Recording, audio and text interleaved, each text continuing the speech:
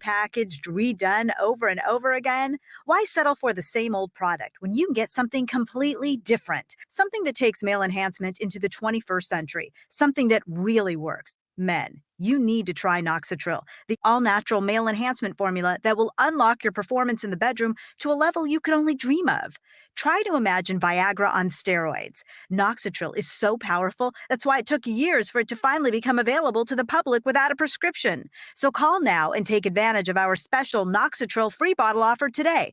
Oh yeah, we recommend that you use the Noxitril dose as directed. Think of your partner. We certainly don't want you to overperform in the bedroom. Find out how to get a free bottle of Noxitril while supplies last. Call 800-730-4293, 800-730-4293. Free bottles for limited time. Call now, 800-730-4293, 800-730-4293. Did you know that radon is the #1 cause of lung cancer for non-smokers and that our region has some of the highest levels in the country? Radon Defense Midwest can test and fix your home. Visit radonradio.com for an exclusive offer for 1620 The Zone listeners. That's radonradio.com. Listen to the Woodhouse Auto Family Blue Jay shoot-around and overtime shows. The Creighton men's basketball pregame and postgame shows on 1620 The Zone. The Woodhouse Auto Family Blue Jay shoot-around and overtime shows are also presented by Burton AC Heating, Plumbing, and more, by Barry Law, by Union Bank and Trust, and by DJ's Dugout. Before and after each Creighton game, exclusively on your home for the Creighton Blue Jays. 1620 The Zone, 1620 The Zone mobile app, and 1620thezone.com. Shrimpfest at Shuck's Fish House starts Sunday, January 29th. New features include harissa, mango habanero, and green curry plus 6 other flavors. All for $5 a dozen at all 3 Shuck's locations. Get the whole scoop on our shrimp at shucksfishhouse.com. Nick Handley here. You know, we're really lucky to have DJ's Dugout here in Omaha. I've covered sports all over the country, and when traveling, I've often said, man, I wish there was a DJ's Dugout here. There's no better place to watch sports and gather with friends, period. Huge media walls, great food and drinks. Plus, I always know DJs will have the game I'm looking for, no matter what the game is. DJ's Dugout is locally and Vietnam veteran-owned. Dig in at the Dugout. High school sports don't just happen. There's a ton of work that goes into every single athletic event. And we have our school's athletic director to thank for a lot of it. Thank you. For scheduling officials, so I can always play the game I love. For ordering quality athletic equipment, so I can stay safe on the field. For mentoring my coaches, so they can be the best role models for me. For coordinating transportation, so I can get focused for the big game. For helping us develop character and learn lessons that will benefit us for the rest of our lives. Thank you to our AD for always creating a positive experience for us. We'll never forget it. From all of us at the NIAAA, thank you to every athletic administrator in Nebraska for all you do to enrich the lives of your students. It does not go unnoticed. This message presented by the NIAAA, the National Interscholastic Athletic Administrators Association. As the world faces the challenges of the ongoing COVID-19 pandemic, Lions recognize that kindness matters now more than ever. And Lions and Leos are finding ways to continue to serve our communities, including ordering food delivery for healthcare workers, holding story time for children online, and providing surgical masks to medical professionals and first responders. Empowering us to do more, Lions Clubs International Foundation has provided nearly $2.5 million in grant funding for COVID-19 relief. And that support continues to grow. For more than 100 years, in times of need, Lions always find a way to help those around them. And after we emerge from this, we will be stronger than ever. Visit lionsclubs.org to learn more.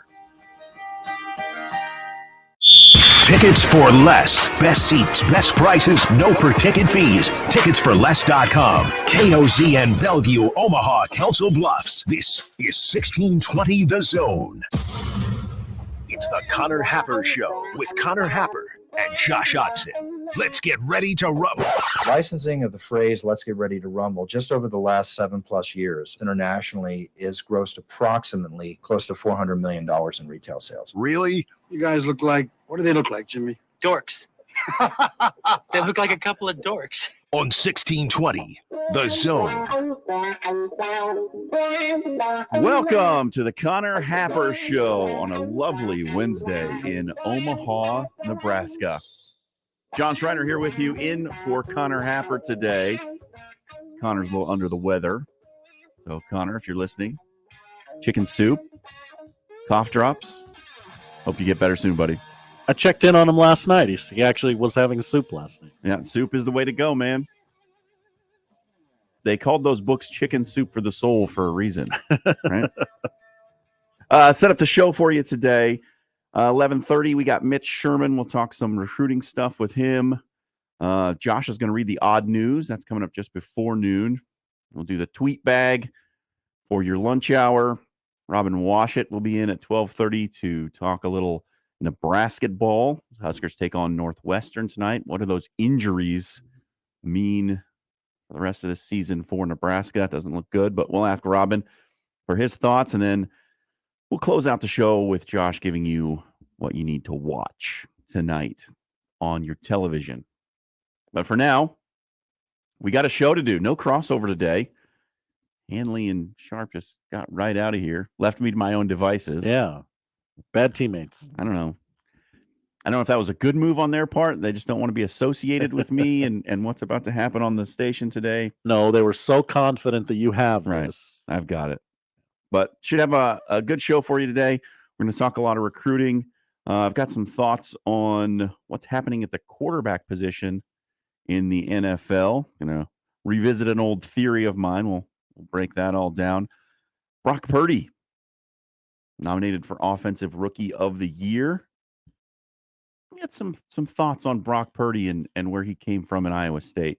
Some interesting things to look at as far as what he did while he was at Iowa State that was maybe overlooked a little bit.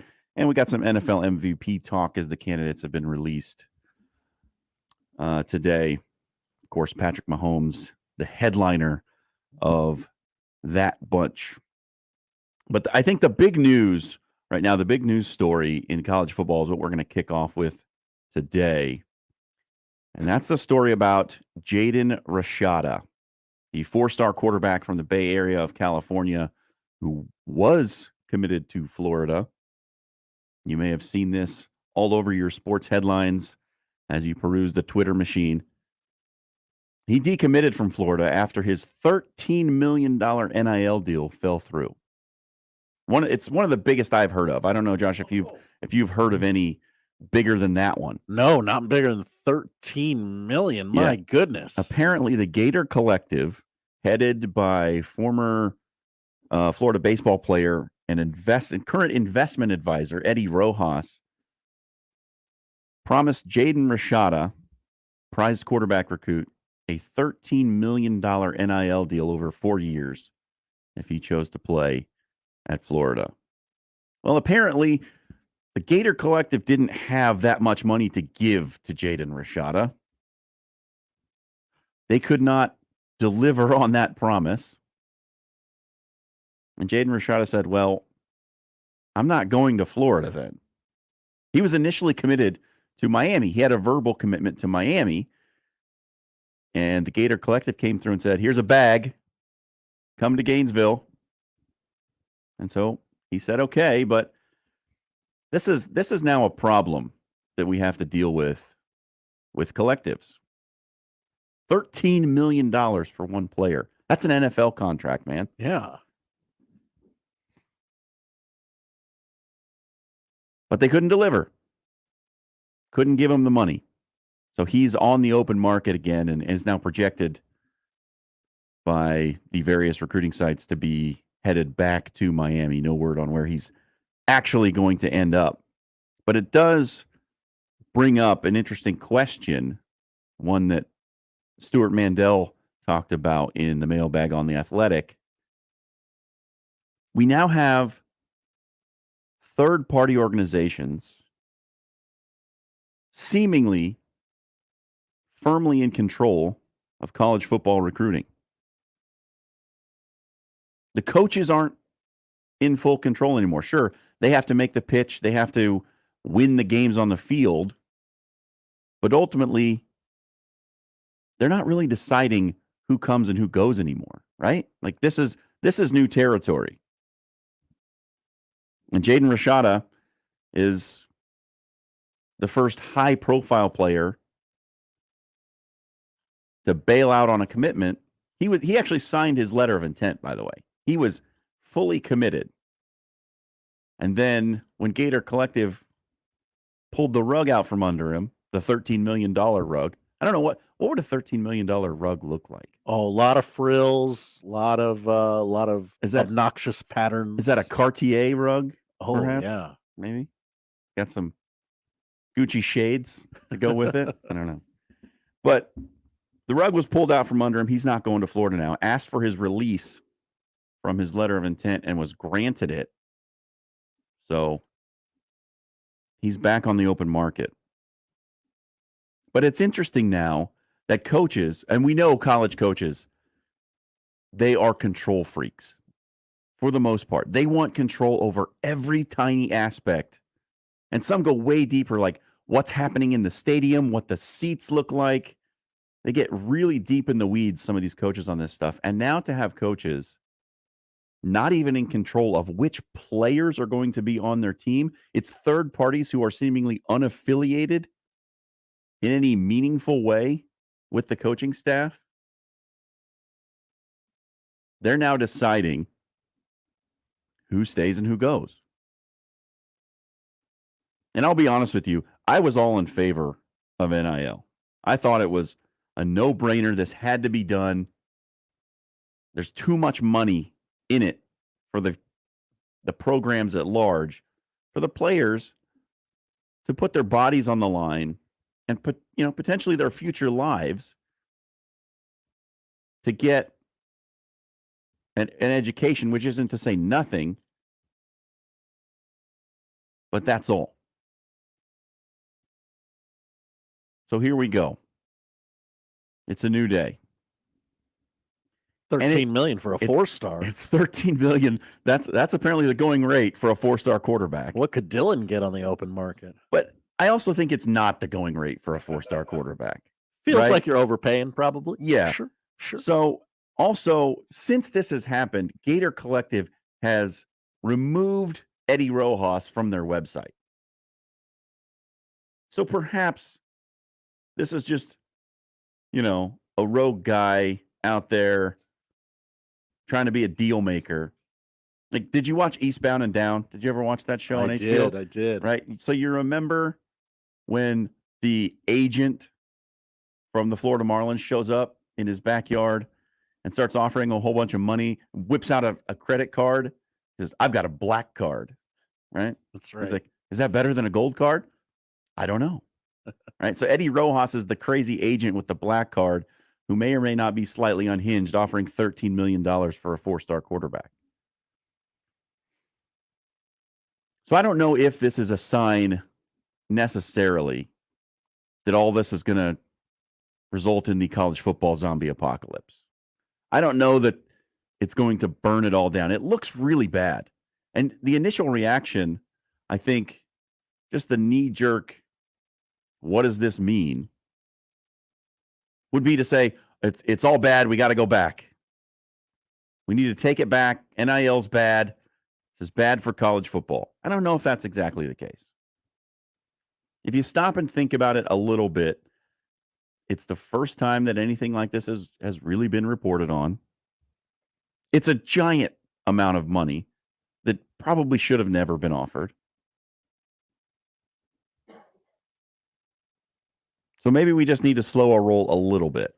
Yes, the NCAA is a disaster right now.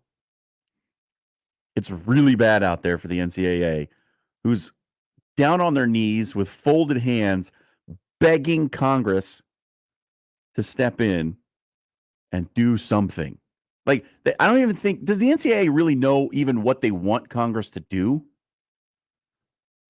Hey, if you got some ideas, we'd love to hear them. That'd be great. That's honestly what it seems like. We need help. We don't know what we're doing. Legislate. But there were always going to be hiccups in this process. It was always going to be messy to some degree. Nobody knew what this was going to look like. Nobody knew what the potential earning power of college athletes could be when they were in control of their name, image, and likeness. And I don't think, to a large extent, most of the collectives that have formed still even quite know how to go about this. Think about it locally. We've heard about Nebraska football players getting NIL deals, right? They're getting the deals. Are you seeing any football players doing endorsements? I haven't. No, I thought I'd see a ton of them on Absolutely Runza ads and, car hey, dealerships. This guy's and going to be all at the those dealership things. this weekend. Nope. I haven't seen one. So what's the ROI, return on investment here? I think we're still figuring that out. This is early days in this process. And yeah, the Jaden Rashada thing, it looks awful. Player requests a release from his letter of intent because he's not going to get the money. Looks bad. Looks real bad. Looks real bad for Florida. Especially if he's going to waltz back to the U and lose him to a rival. And you kind of, feeling bad for Florida that's pretty hard to do around here. But for Billy Napier, the head coach, the headlines don't say Eddie Rojas lost a 4-star quarterback, right? The headlines say Billy Napier lost a 4-star quarterback. The headlines don't say, Gator Collective screwed the pooch. Jaden Rashada is going to Miami. Nope. The headline says, Florida quarterback asks for release from national letter of intent. So it's a bad situation for Billy Napier because what could he have done? He recruited the player, got him to sign a letter of intent, albeit perhaps under the guise of false promises of financial gain. But how much involvement Billy Napier had in getting the money to the player or the promises of money to the player? Don't know. And here's perhaps where some changes need to be made in this whole thing. We need, I think, to have coaches and administrators with some level of oversight on this, or else it's outsourced recruiting.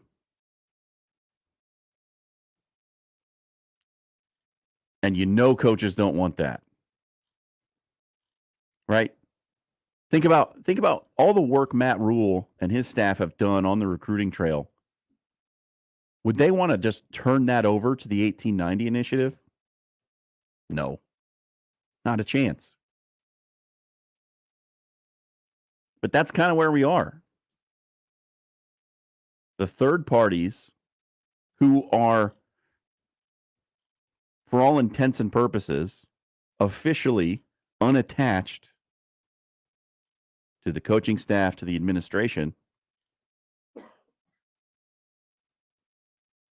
they're deciding where, and it's not all the recruits, it's only mostly the high-level ones who are worthy of the NIL deals. The bag men are now the trigger men.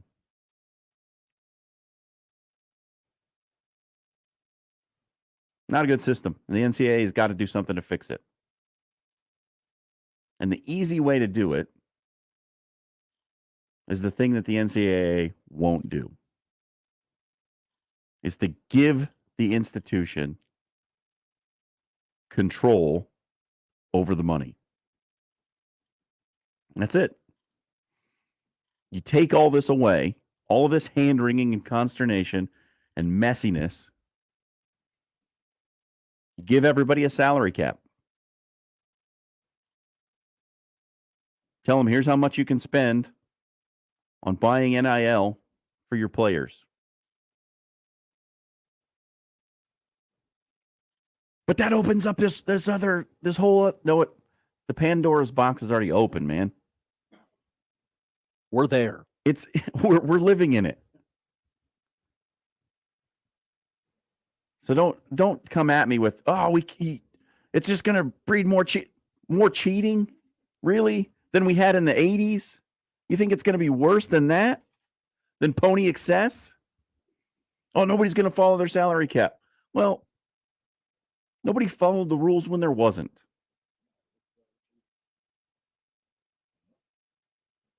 There is a way to fix it.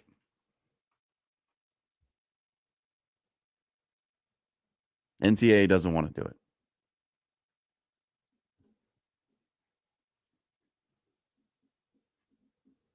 We got Scott on the line. Scott wants to talk about NIL. Hey, guys. Good morning. Hey, Scott. Love the conversation. Thanks for taking my call. I know none of us like regulatory oversight, but it has to exist. You have to have compliance in everything, every industry, every business. Here's what I need somebody to talk me out of and why it's a bad idea. Why don't we cap an NIL at the athlete level? So I love your argument about salary cap, but even a salary cap, an organization could say we want to spend the whole thing on a single athlete. How about capping it? Let's just say, for instance, no athlete could earn more than $250,000 annually. It provides a level of parity. There's enough in college recruiting that separates universities. Athletic life, community, education, the sports programs. It's okay to have parity in one area. There's a reasonable amount of money. Law is based on reason. There's a reasonable amount of money that an athlete does not need more than that to live out a great life during college. You take an athlete and say, 250 is the cap. That way nobody's out. Let's face it, it's just recruiting dollars, like you said. Nobody's out recruiting each other. There's parity at the NIL level. And if athletes don't like it, listen, you can quit the sport. You can quit college and see how much your NIL is worth if you're not playing football, baseball, volleyball, whatever it might be. So, I'm going to hang up, but tell me why a cap, a reasonable cap, where you can provide money to athletes, they provide revenue to the university. Tell me why that parity couldn't make some sense. Thanks a lot, guys. All right. Thank you, Scott. It's not a bad idea. But, and listen, I'm not a legal scholar, so I could be wrong about this. But the way I understand it is artificially capping someone's earnings opens you up to antitrust lawsuits, which is what the NCAA was facing when they were trying to prevent players from profiting on their NIL. So you're back to the same situation.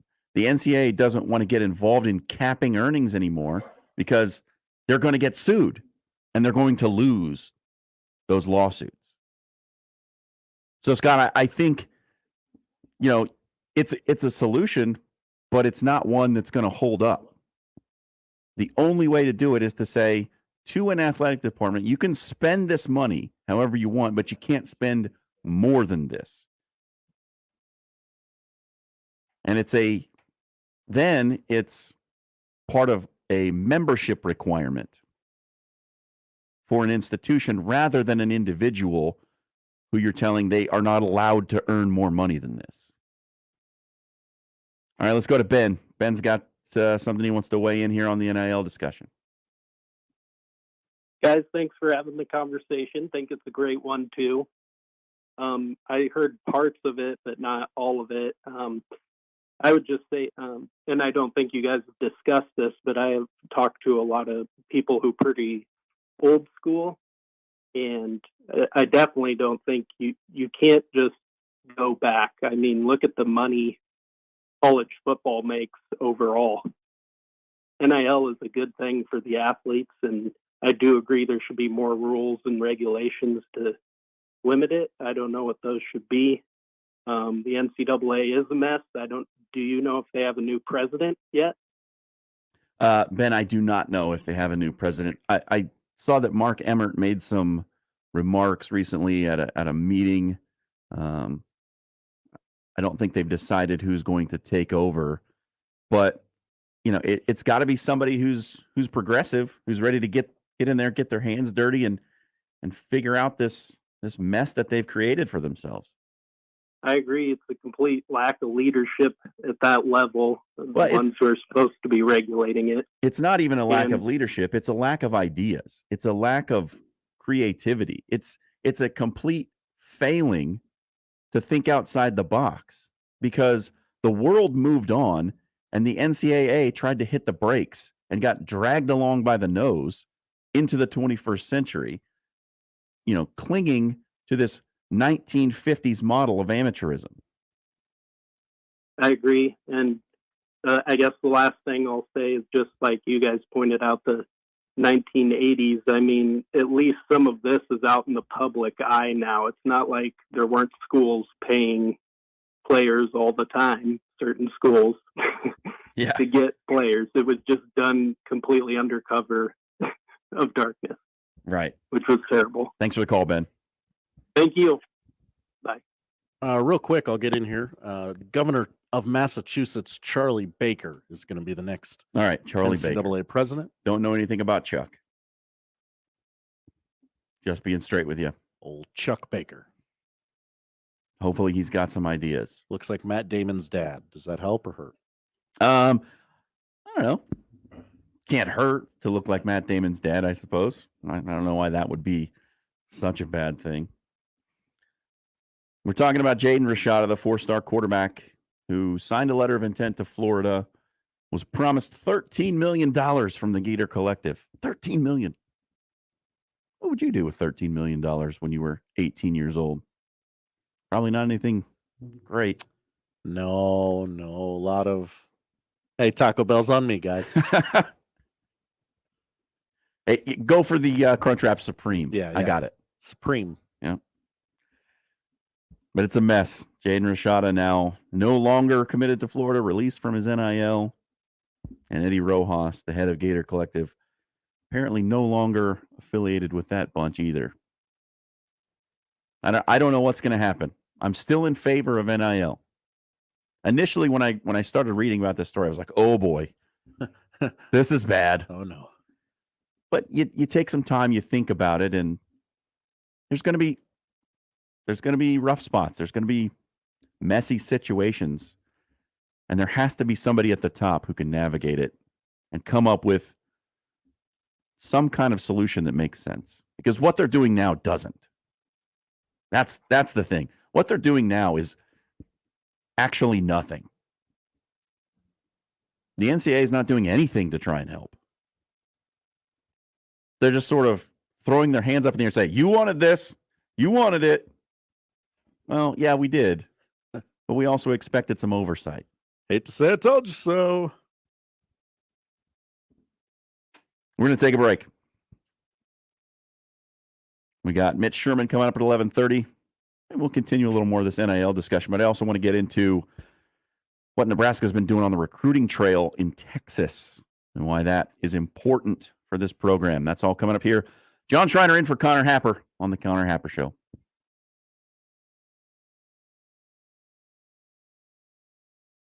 Previously on The Crossover. Why is Chad on? Where is One Shining Moment? I don't watch this piece of crap. It just went to Chad. They might have snuck in some Chad before One Shining Moment. I think they did. And I was enraged because I'm waiting for One Shining Moment, and yet I'm exposed to Chad. Mornings on 1620 The Zone. The Connor Happer Show. Unsportsmanlike conduct. 6A to 6P. 1620 The Zone.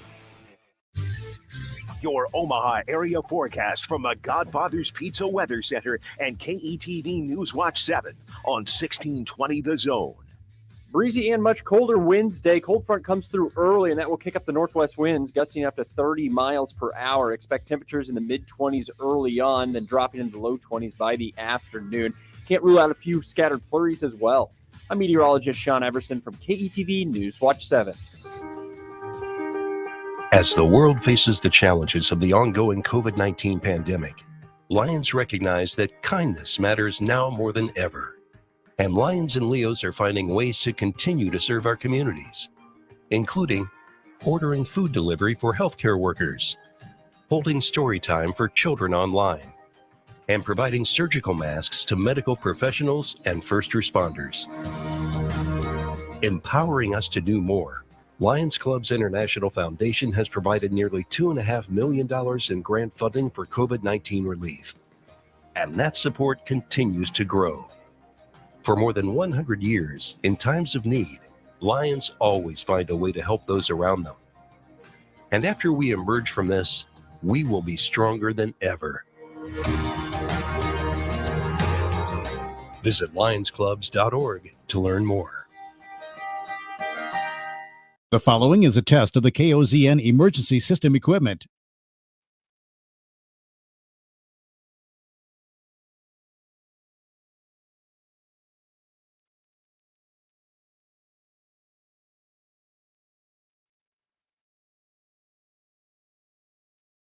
The data tones you just heard are used in the emergency alert system. This concludes testing of the KOZN emergency alert system equipment. This station serves the Nebraska Operational Area Number 1. The brand new Dollar General Distribution Center in Blair is now hiring. Starting wage is up to $22 per hour with benefits including medical, dental, vision, 401k, and a $2,000 sign-on bonus. Apply today by texting DG Warehouse to 25000 or online at dollargeneral.com/careers. Again, apply today by texting DG Warehouse to 25000 or online at dollargeneral.com/careers. Dollar General can't wait to have you become a team member at their brand new distribution center. 1620 The Zone will be on location Friday, January 27th at the American Cancer Society's Hope Lodge, Nebraska. Stop by and drop off a donation of paper products, gift cards, or cash. Listen to 1620 The Zone and visit cancer.org/pinkout. If you've been watching the NFL playoffs from the sidelines, there's still time to get in on the game with FanDuel. It's America's #1 sportsbook because new customers, you can bet this Sunday's conference championship games with $150 in free bets guaranteed when you place your first $5 bet. All you have to do is sign up with promo code ZONE. That's pretty easy to remember, Nick. It's promo code ZONE. And what bet would you make with $150 in free bets this weekend? Some thin lines between the AFC Championship and NFC Championship games. FanDuel has all of your favorite bets from the money line to point spreads to player props. Plus, you can even combine your bets for a chance at a bigger payout with the same game parlay. All on an app that's safe, secure, and super easy to use. So football fans, don't miss out. Place your first $5 bet to get $150 in free bets, win or lose with promo code ZONE. Make every moment more with FanDuel, official sportsbook partner of the NFL. 21 plus and present in Iowa. First online real money wager only. $10 first deposit required. Bonus issued as non-withdrawable free bets that expire in 14 days. Restrictions apply. See terms at sportsbook.fanduel.com. Gambling problem? Call 1-800-BETS-OFF. Duck Defense Midwest makes your home healthier and improves the life of your HVAC system. So improve the health of your home and everyone in it. Go to cleanairradio.com for a special duct cleaning offer for Zone listeners. That's cleanairradio.com. Don't miss this week's Zone deal. This week's half-off deal is 5 $10 vouchers for just $25 at Stories Coffee Company. Stories offers teas, smoothies, breakfast, lunch, heavy appetizers, craft beers, and wine. Oh, and they have live music select evenings. 114th and Dodge, Gretna, and now open at Midtown Crossing. Stories Coffee Company, this week's half-off deal. Zone deals go fast. 9 a.m. Friday, 1620thezone.com. Omaha Maverick baseball and softball season tickets are on sale now. Don't miss a pitch or run scored. 2023 season tickets include in-state rivals Creighton and Nebraska. Get your tickets by calling 402-554-MAVS. That's 402-554-MAVS. Coming back from a serious injury is a win that requires teamwork. At Berry Law, we're in it to win it. Call Berry Law today. 402-999-7777. NRG Media in Omaha is looking for a sales assistant. This person will assist our sales team that sells radio advertising and digital marketing campaigns for our 7 radio stations. Work in a creative, fun, and fast-paced environment as you keep things organized. Collaborate with our account executives and on-air talent. Learn and grow. Interested in learning more? Go to the careers page at nrgmedia.com and look for the Omaha sales assistant position. NRG Media is an equal opportunity employer. Equitable Bank. We take banking personally. EquitableOnline.com.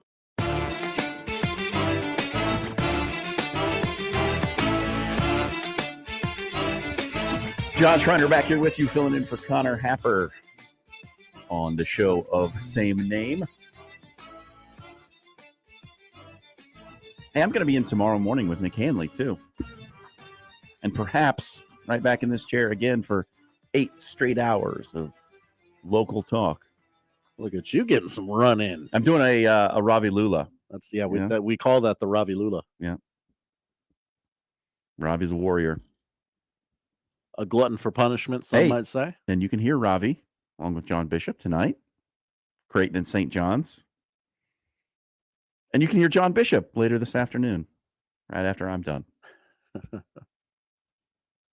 It's all just one big circle. Yeah. We all get around. It's a small family. It is. Here at 1620.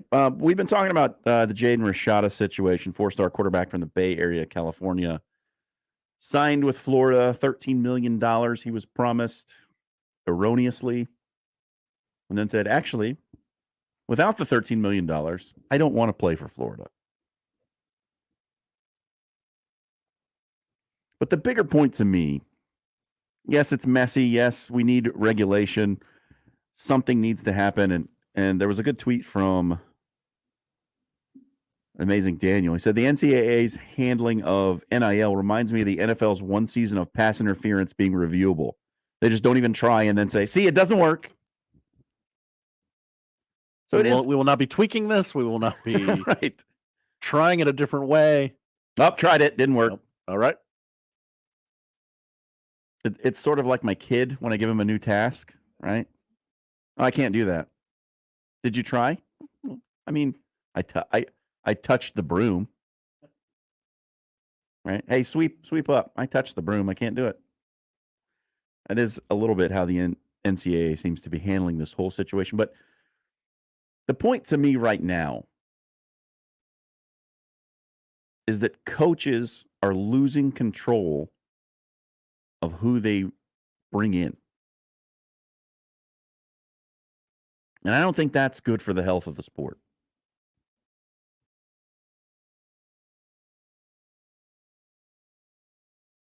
It leads down a road toward something akin to like placement agencies, where a player signs up with a placement agency and that agency says, well, you should go to school X because they're going to give you the most money. Is that an extreme example? Yeah. But it's not that far from where we are right now. If the Gator Collective is offering a 4-star quarterback $13 million that they don't have, and now Billy Napier doesn't have the number 7 quarterback recruit in the country anymore. And maybe the argument there is, well, he probably wouldn't have anyway. He still has to deal with the fallout. And who's saying anything to the Gator Collective? What are the repercussions for them? Are they going to be punished at all for this? They might get a sternly worded email. Hey, let's underpromise and overdeliver next time. Yeah. But it's, the waters are choppy regarding NIL. I don't think anybody knows exactly which direction it's going. The only thing we do know is the NCAA has got to do something. Something has to be different. Again, I think NIL is a good thing. I think it's a good thing that the players get to share in the massive amounts of revenue that are generated by college football. I think it's fair. I think it's good. I think it's right, most of all.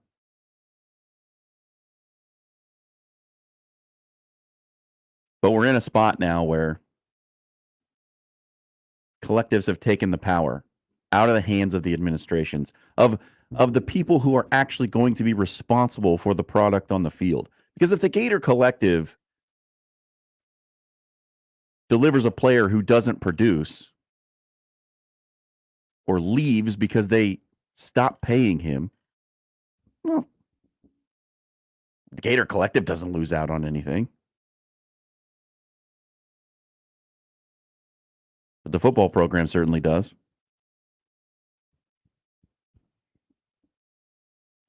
Tricky situation. All right, moving on. If you've got any other thoughts about NIL, hey, you got a solution? Give us a ring, 951-1620. We'll take that call. But I wanted to move on to some recruiting stuff involving Nebraska. Matt Rule and his staff have been doing work in Texas.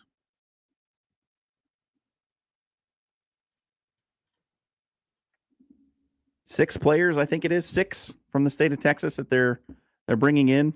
Ismael Smith Flores, the tight end, the latest one. Jeremiah Charles, his high school teammate, wide receiver. Prince Will, Riley Van Poppel, Bryce Turner, Dylan Rogers, all Texas kids. Didn't seem like Scott Frost was getting a lot of those Texas kids. He was more focused in the South, in Florida, Georgia, Alabama. And I think Nebraska really needs Texas kids. Captain Obvious, right? But in the relative success of the Bo Pelini years, had dudes from Texas.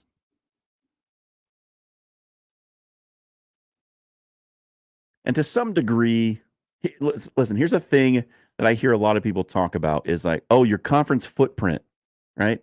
You join this conference, you get into Florida. You join this conference, you get into California. I think that was true a few years ago, before every single game was on television. But here's my point. Mike Riley started a movement of California kids coming to Nebraska. As far as I know, at that time, there weren't any Big Ten teams in California. They're coming, but there weren't. And then there was, the Calibraska movement. Why? Riley had connections in California. Scott Frost had players from Florida and Georgia and Alabama coming. Why? Connections. Not because the Big Ten footprint covers the Southeast. So I think it's a little bit overplayed when you talk about, well, joining that conference, you're going to get Texas. Maybe. But Matt Rule and his staff have just pulled a whole bunch of kids out of Texas. And the Big Ten footprint doesn't cover Texas. It's about connections and effort. That's what it comes down to. Matt Rule's coached in Texas. He has great relationships with the high school coaches there. He's got a bunch of coaches who are from Texas.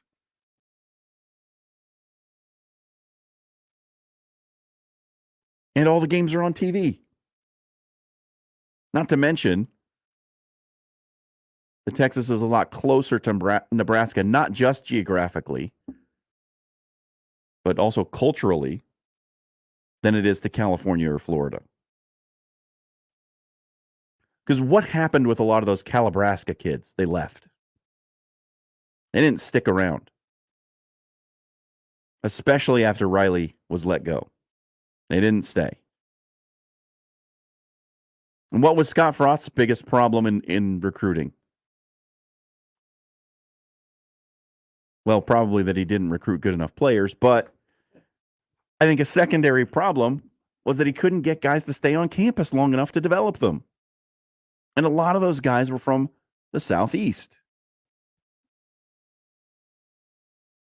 I don't think it was a cultural fit. Going from Texas to Nebraska is not a huge culture change. And it's 13 hours maybe from Lincoln to Dallas? You drive straight through? Approximately. I know that the drive that I made from West Texas to come home when I lived out there was about 13 hours. So it's doable for a parent or an aunt or an uncle to come to Lincoln to watch a game. Not out of the question. 24 hours to California or Florida, a little different. But it's more about the lifestyle, the ideas. It's not that different from Texas to Nebraska. So the culture is similar. And if you look back at all the kids that Nebraska pulled out of Texas during the early 2000s, some good ones.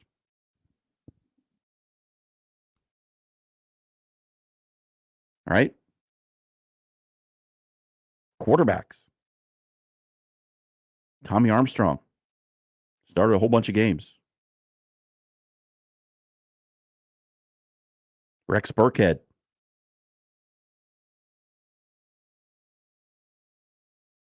Anybody remember Cody Spano?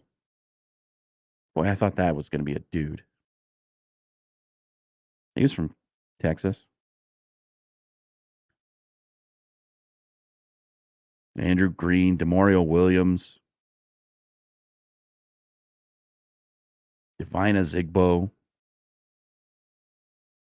Here's another name.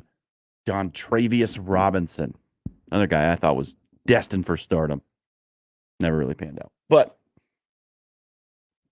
they just got a lot of guys from Texas who ended up being pretty good players. And that hasn't been the case under the last two coaching staffs. I think the refocused efforts on Texas are great. Because I think those kids are more likely to stay on campus. It's not that far from home, both physically and mentally.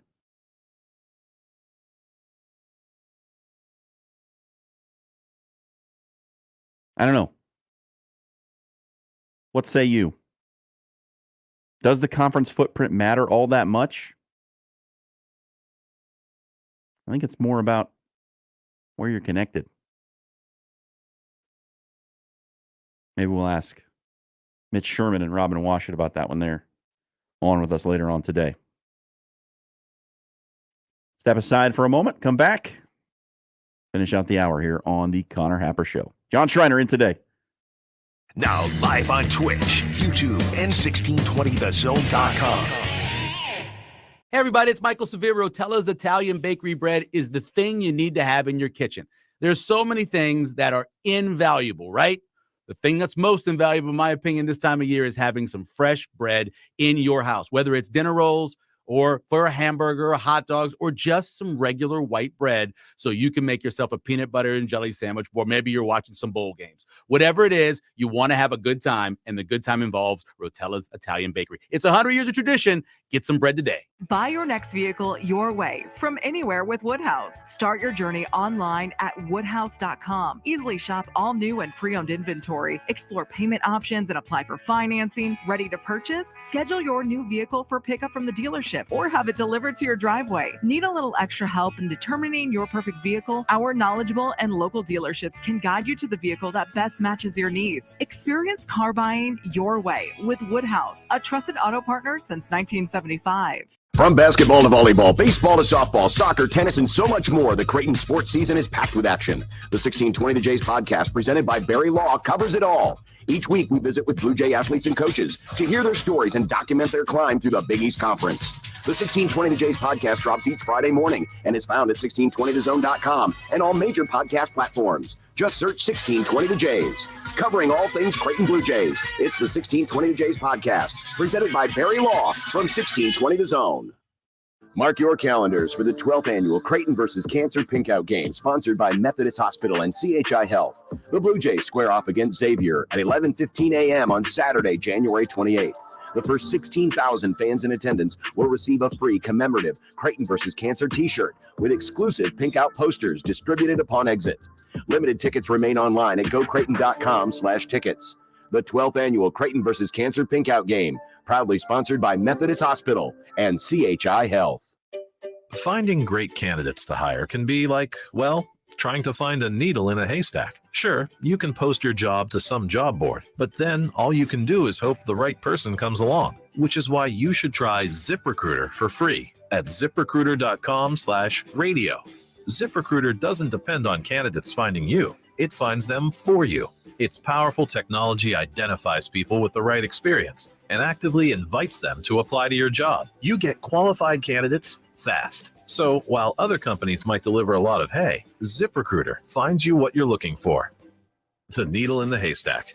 See why 4 out of 5 employers who post a job in ZipRecruiter get a quality candidate within the first day. ZipRecruiter, the smartest way to hire. And right now, you can try ZipRecruiter for free. That's right, free at ZipRecruiter.com/radio. That's ZipRecruiter.com/radio. ZipRecruiter.com/radio.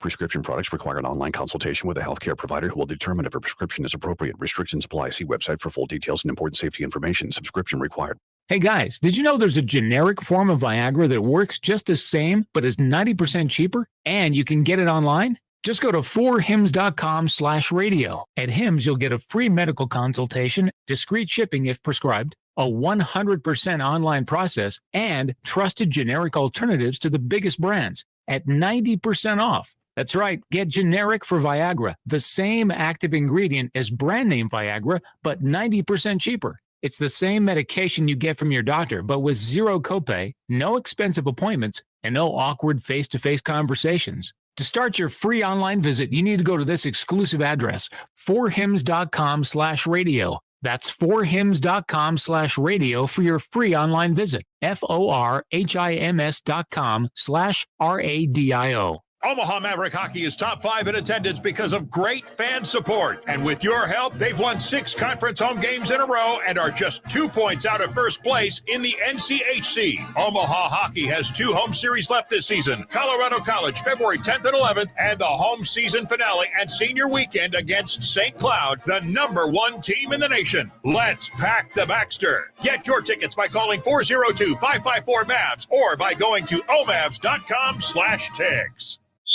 Tickets for less. Best seats, best prices, no per ticket fees. Ticketsforless.com. KOZN Bellevue, Omaha, Council Bluffs. This is 1620 The Zone.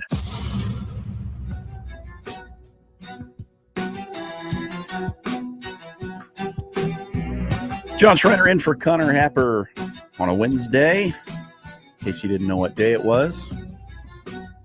I sometimes don't. They all run together.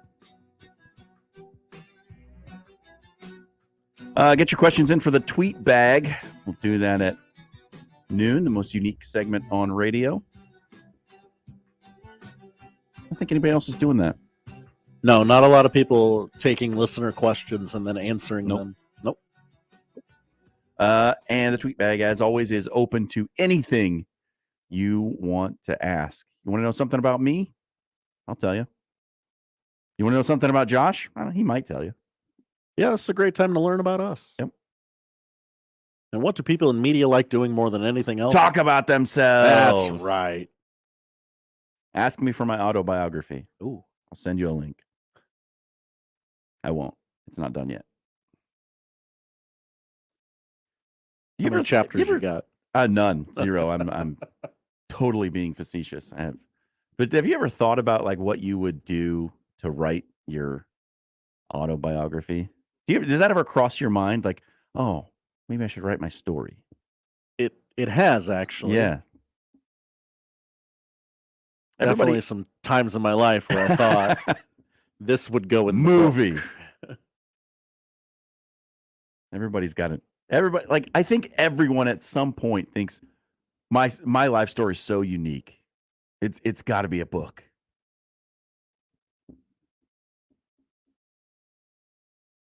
I don't know. There's a lot of bad biopics out there. Do you remember, you will remember this, Josh, you're a movie guy, in like the late 90s, early 2000s, where they just started doing low-budget biopics of serial killers?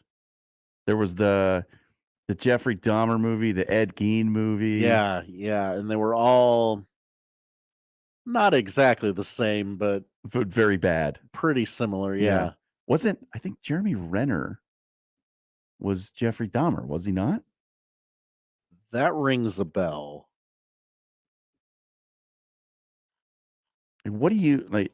What's the minimum threshold for doing something to have a movie made about your life? I mean, these guys just killed a bunch of people. Movie. That's a movie. People will love it.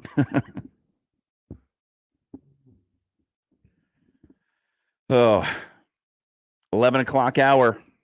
Here we go. Yes, he was Jeffrey Dahmer in 2002. I knew it. Yes. The movie was called Dahmer. Yeah. There was one about, I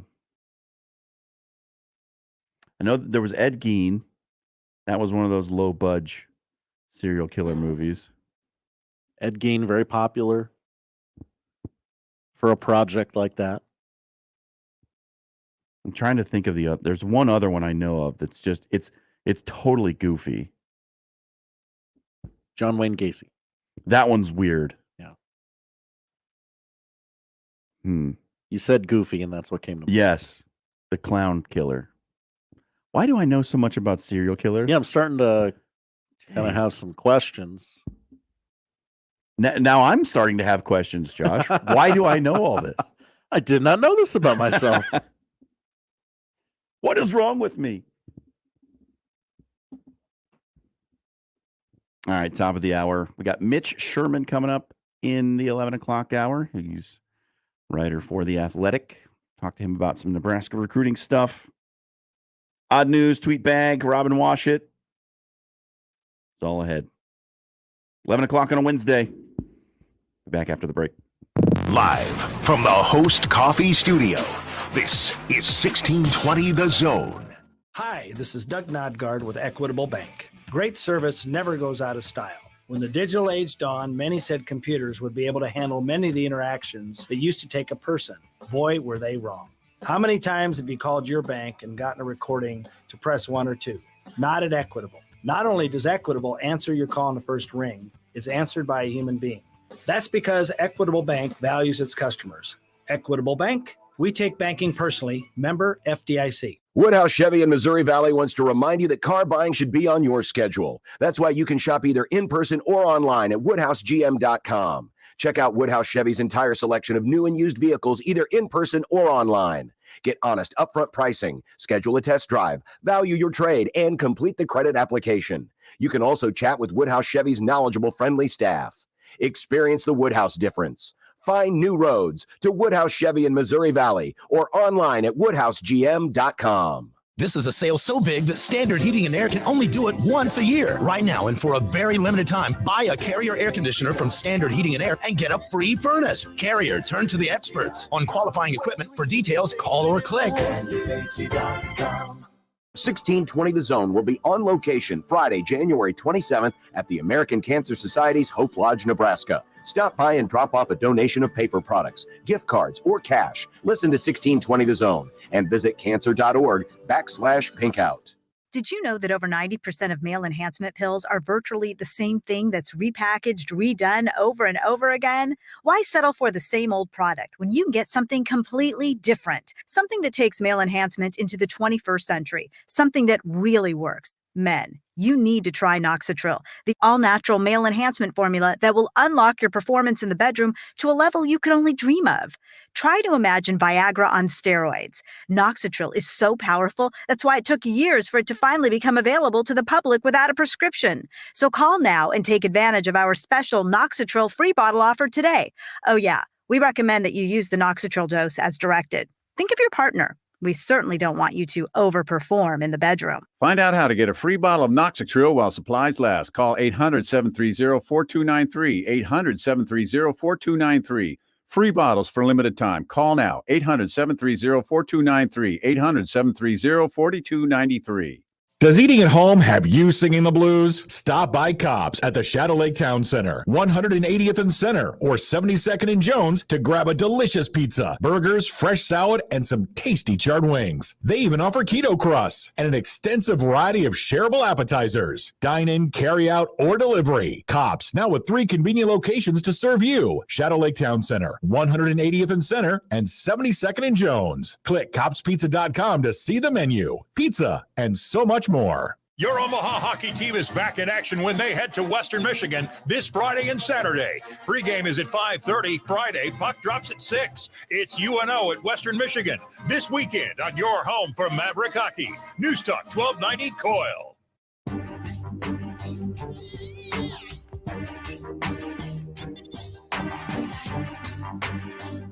Hour number 2 of the Connor Happer Show featuring me, Jon Schriner, Josh Odson on the Wheels of Steel. I like that. Even though you don't have reel-to-reel machines anymore, you're still on the Wheels of Steel, Josh. I had to cut a reel one time. It was the first day. And you were happy that you never had to do it again. And at the end, they said, okay, you have made it through this project. You never have to do this again. That must have been, I can't imagine trying to work with video and audio tape in those days. If you mess up, well, see you later, audio. Yeah. That's gone. Never had to cut tape. We did have to ingest video off of the mini DV tapes onto the digital recorder so that it could then be put into the nonlinear editor. I had to do that, which is a process in itself. It sounds like it. I don't know what a lot of those mean, but so a mini DV tape is like a little, essentially it's a mini VHS tape. Uh-huh. And that's what we recorded on when I was in college. And you put it into the tiny VCR, and then it takes that and then digitizes it into the computer where you can then edit it without destroying it. Right? Okay. Non-linear editing, non-destructive editing. That's what we're talking about. But yeah, recording tape to tape or cutting reels, no thank you. Pass. And this is great sports talk radio that I'm doing right now. Everybody cares about reel to reel. Very relatable to the audience. Sure, all of you know what I mean and feel the exact same way. So NFL MVP candidates were released today, along with the rest of the NFL honors. And for the MVP, four of the 5 are quarterbacks, not surprising. Patrick Mahomes, Jalen Hurts, Josh Allen, Joe Burrow, and the lone non-quarterback finalist for MVP, Justin Jefferson, wide receiver for the Vikings. Let's be honest, Justin Jefferson's not going to win. It's a quarterback award.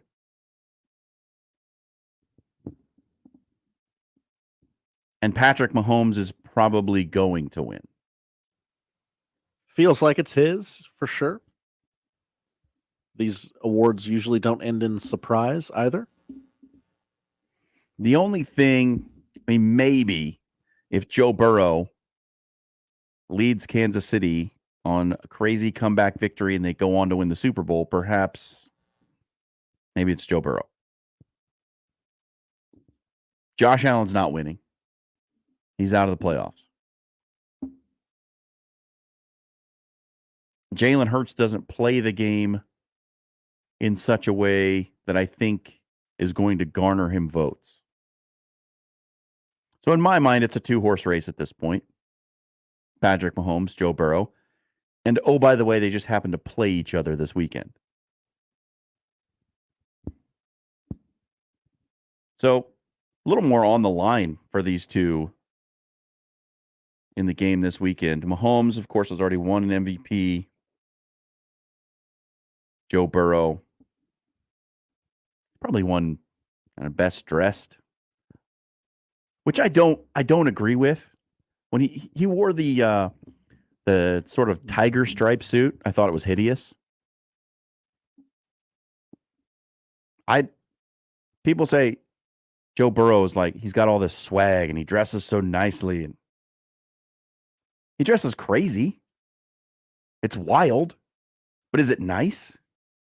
That's one of those things where I can look at and go, okay, that's fashion, and it's just not for me. Like every time I see Russell Westbrook enter an arena. Oh, my goodness. I'm like, I can tell that's fashion. I can tell that's very expensive. I don't understand it. And I'm okay with that. sort of like art in that regard. I don't get it. Yeah. I don't know understand. art when I see it. I know fashion when I see it. But is it important for Joe Burrow to win the MVP? Will we think of him any differently if he wins the MVP? If Patrick Mahomes wins a second MVP and he's got a Super Bowl ring, okay, we start advancing the conversation a little bit of him in the pantheon of quarterbacks, right? He's got 2 MVPs and a Super Bowl. He starts getting into that surefire Hall of Famer talk. Because if Patrick Mahomes quit the game right now,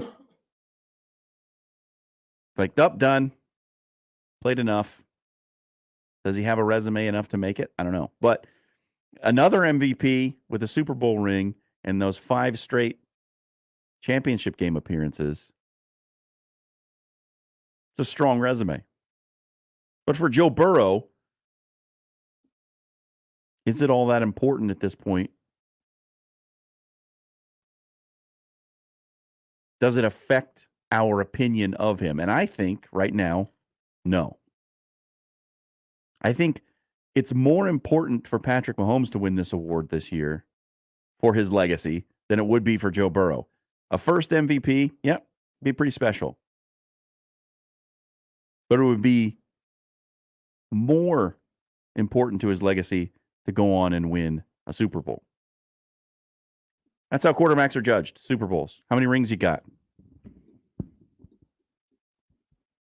I've been saying for a long time, when are we going to have the conversation that Patrick Mahomes only has one of these things? And you bring up an interesting point. He was supposed to have 6 at this point, based on the phenomenon that he was. And I am going to get very deep in the weeds on the NFL quarterback conversation. Ooh, I've got some big thoughts.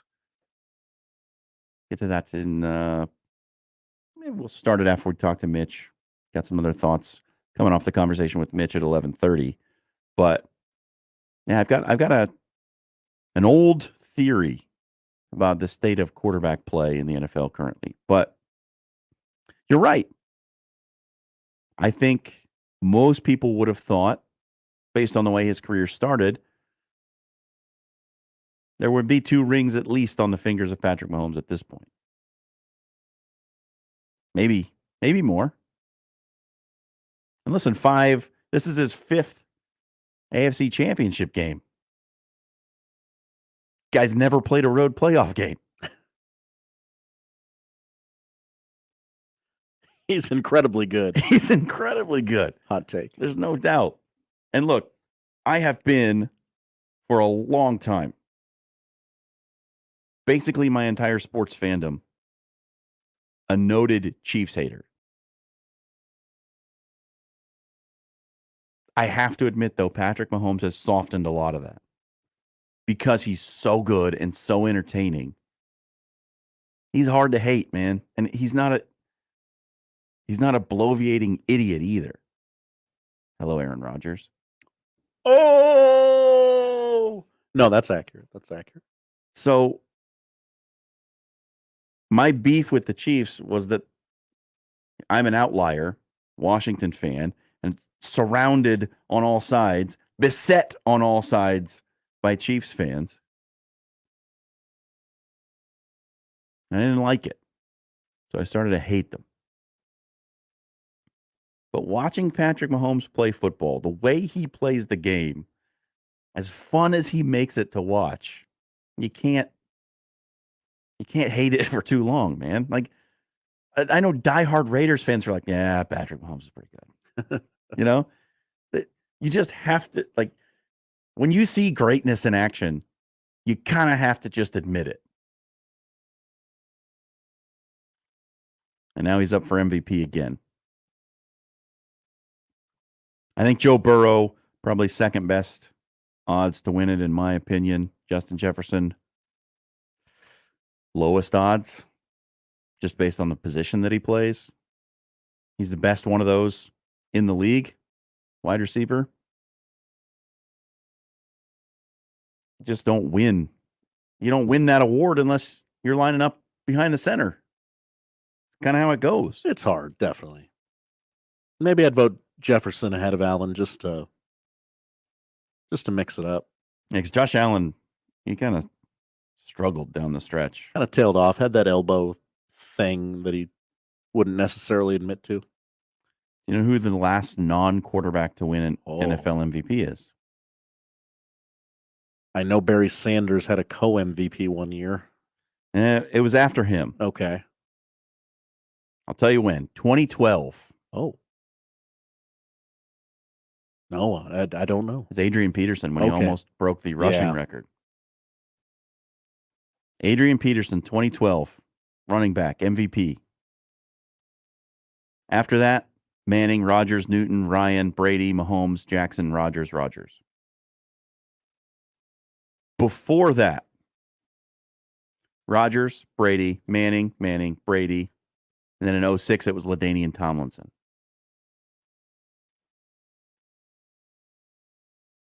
It's a quarterback award now. It's what it is. Someone's got to have basically the greatest season at their position in the history of the NFL to get consideration. Calvin Johnson had the greatest season a wide receiver's ever had, didn't win the MVP.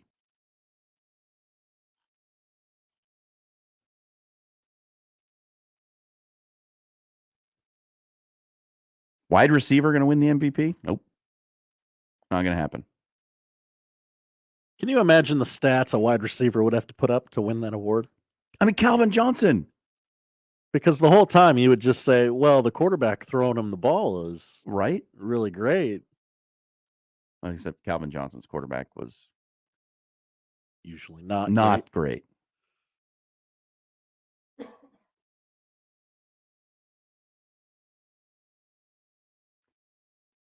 And I think it could come down this year to who wins between Mahomes and Burrow. Burrow's got the edge in the series. Mahomes has home field advantage.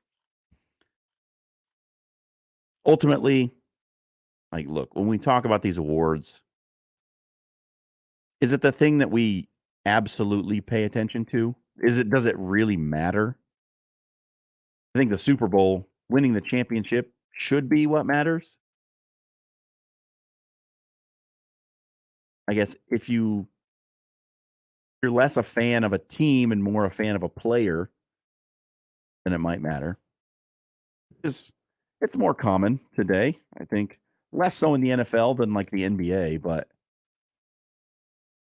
yeah, I think Chiefs fans would like to see their guy win the MVP. Is that a thing that they care about? Get at me, Chiefs fans. You care if Patrick Mahomes wins the MVP or doesn't?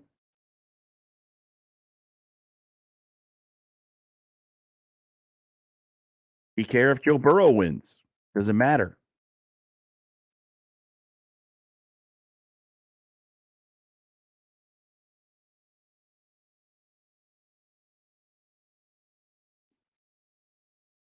Receivers never won the award. Justin Jefferson's up for it. Look, he's good. He's really, really good. He played for a team in the Vikings that most people thought were maybe the most fraudulent top seed in the history of the NFL playoffs. Like, they had a negative point differential. Justin Jefferson, probably the reason they won a lot of those games. Not going to win the MVP. Sorry. Wide receiver, if Calvin Johnson didn't do it in that season, and I'm going to pull up the stats. He didn't do it with 1,964 yards. So that was 2012. Year Adrian Peterson won the MVP for almost breaking the rushing record.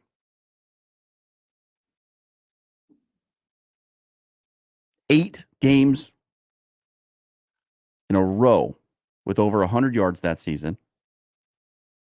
1,964 receiving yards. Didn't get it. If that doesn't do it, wide receiver's not winning the award. Sorry. No, because people are just going to fall back on the quarterback. Like, oh, someone had to throw him the ball. Someone had to get the ball there. So those are your NFL MVP candidates. Jalen Hurts, Justin Jefferson, Patrick Mahomes, Josh Allen, Joe Burrow. Other notables.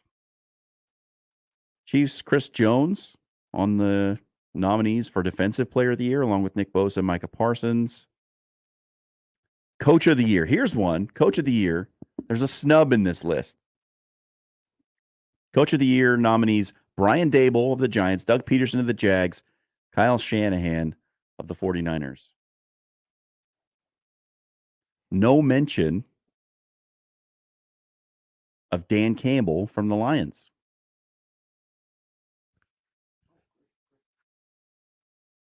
Now you tell me. I think Dan Campbell did a pretty dang good job. Lions were on the doorstep despite all odds.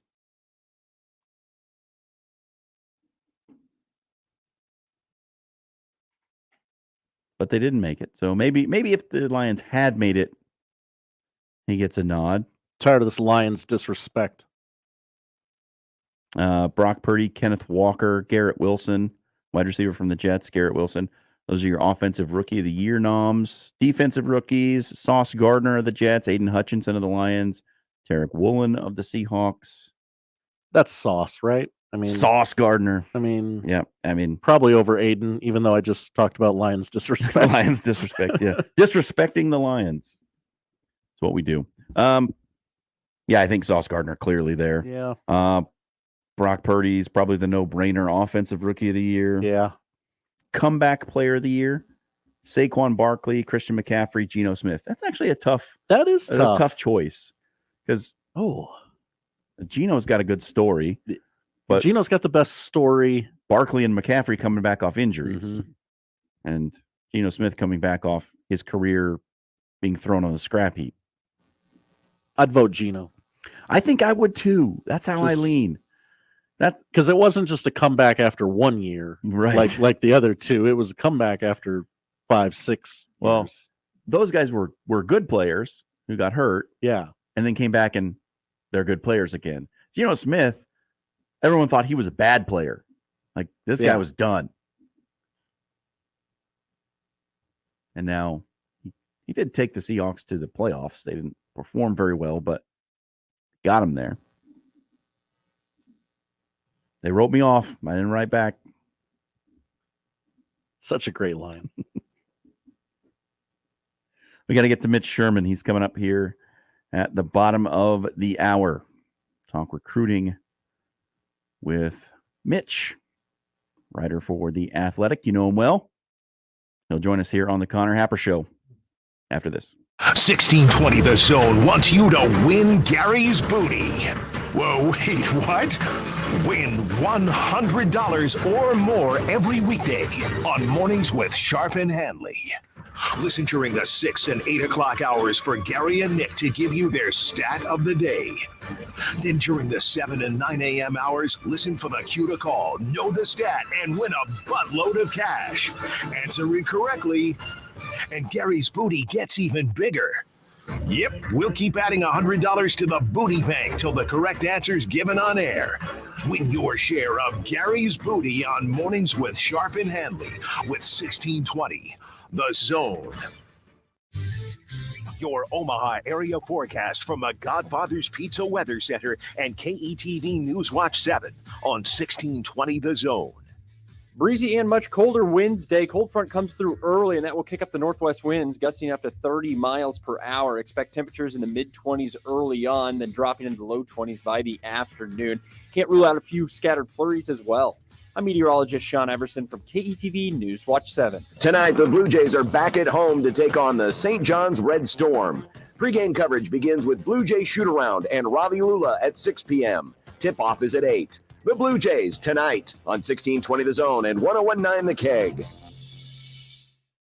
Hi, everybody. I'm Gary Sharp, voice of Omaha men's basketball. The Mavericks continue their road trip coming up on Thursday night when they travel to Kansas City to take on the Roos. 6:30 airtime on News Talk 1290 Coil. Tip-off is 7 o'clock for Kansas City and Omaha.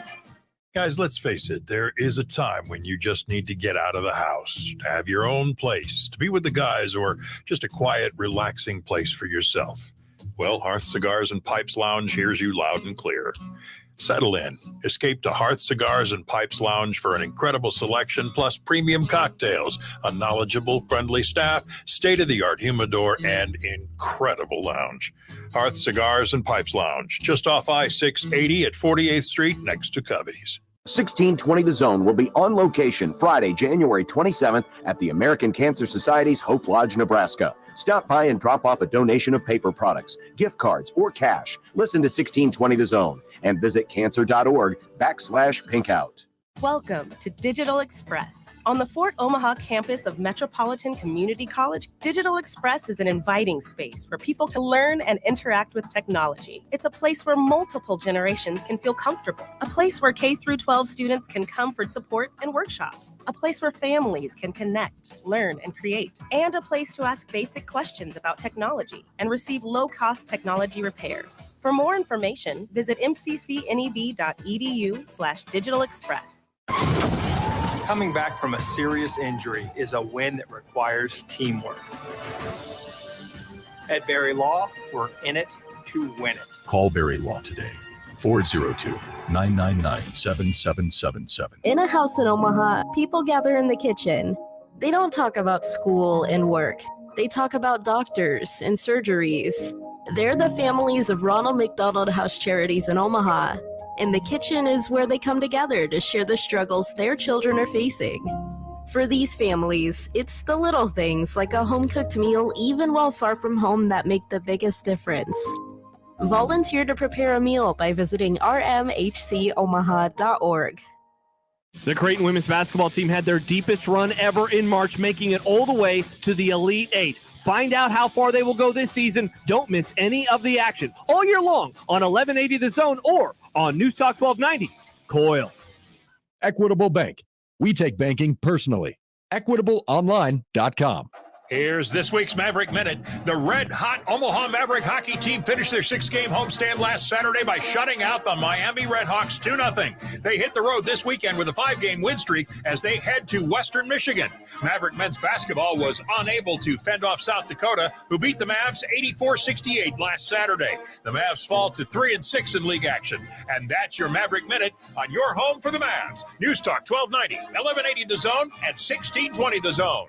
Make the right call, fans. The Rooferees at John Higgins Weather Guard. Rooferees.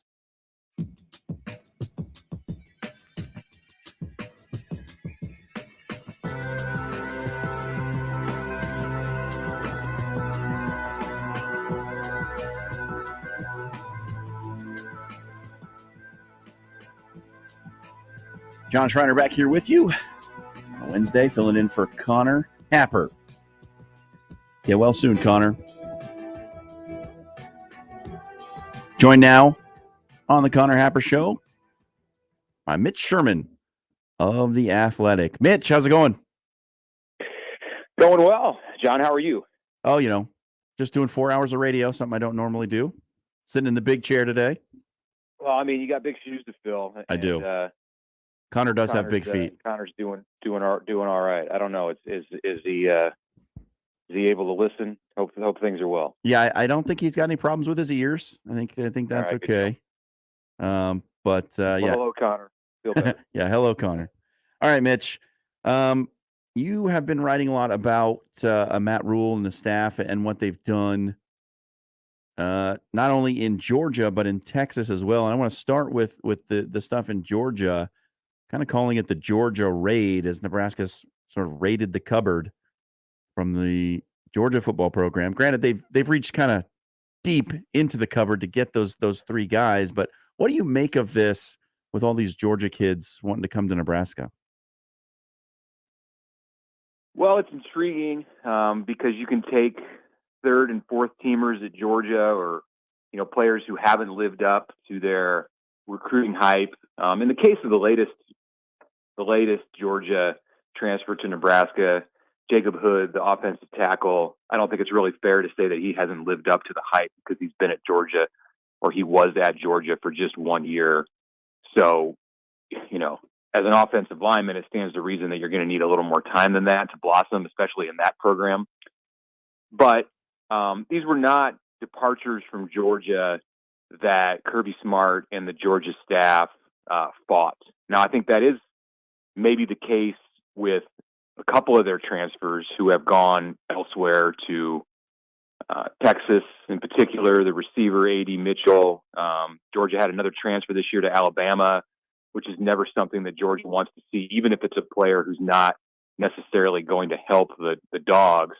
But to Nebraska, this is actually like a good thing for both programs because Georgia has such a high talent threshold and such an ability right now as the two-time reigning national champs to basically replace anyone who's not helping them in the moment with another player who might be better suited to do that, like a five-star at basically any position.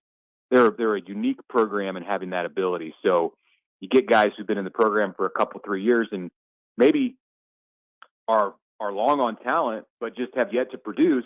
And that's when Georgia decides, all right, we're going to help you find somewhere else. And Nebraska is a fantastic spot for Georgia to have its players transfer to because the Huskers are in a different league and not a threat in the immediate term to do anything to Georgia. I don't think that Kirby Smart expects to see Matt Rule and his team in the college football playoff next New Year's Eve. So I'm just wondering, so these guys they're highly recruited players. They've gone to Georgia. They haven't cracked the lineup for the most part.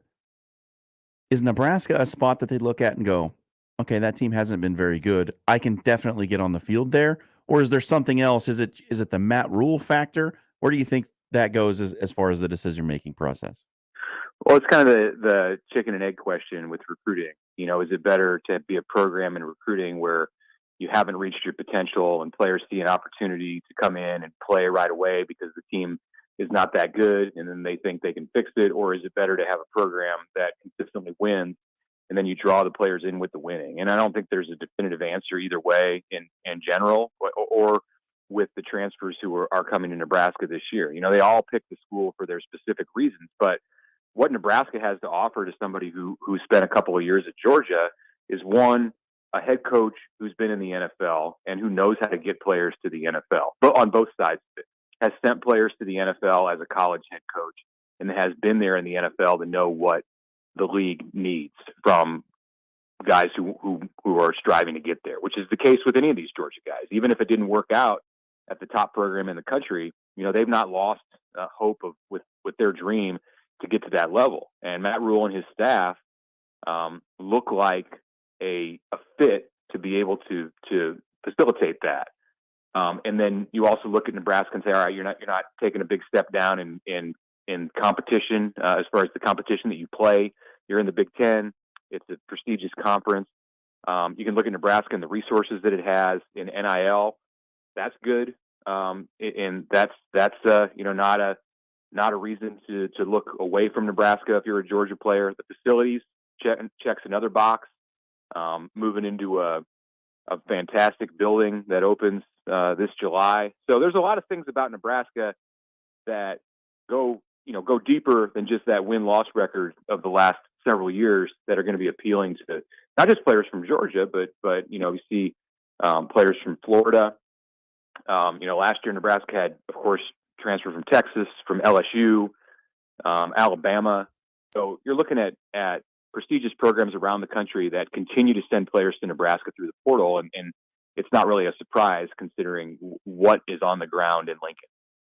All right. So who do you think has the bigger impact in the short term? Is it Hood, Gilbert, or Sherman? Well, man, you can make a case for any of them. You can make a case. I'll start with the most recent to transfer, and you can make a case for Hood because of the position that he played and the need that exists in Nebraska to find somebody to play offensive tackle, so you can, start to click that line, that starting five into place. Right now there's questions about who's going to play at the tackle positions. Nebraska has some experienced players, but they haven't gotten it done necessarily at the level that the Huskers need. And there's also the benefit of being able to move one or two of those guys to guards. or move one or two of those guys to backup spots. So I think Hood, from the standpoint of the position, he can help Nebraska, but so can Gilbert. Nebraska needs a tight end. If you're looking just at football ability, Eric Gilbert is the hands down answer to this question. If it's just about football ability, he's coming to Nebraska for 1 year and then he can be a first round pick in the NFL draft. Sure. I'm not saying that's going to happen because he spent 3 years in college and none of those 3 years have produced the numbers that you would expect with the talent that he's got. So he has continued to have difficulty off the field. And I don't mean that he's getting in trouble. It's just a personal, it's a personal situation. And it has been where he's got to find out what works for him. He's got to be in the right environment for him. And, while some guys that isn't a concern, it clearly is. And this is the third school that he's attended. He had a little tryst with Florida in the middle of that. So he's been involved with 4 schools in his 3 years of college, attended now 3 of them. He spent time away from the team at both LSU and at Georgia.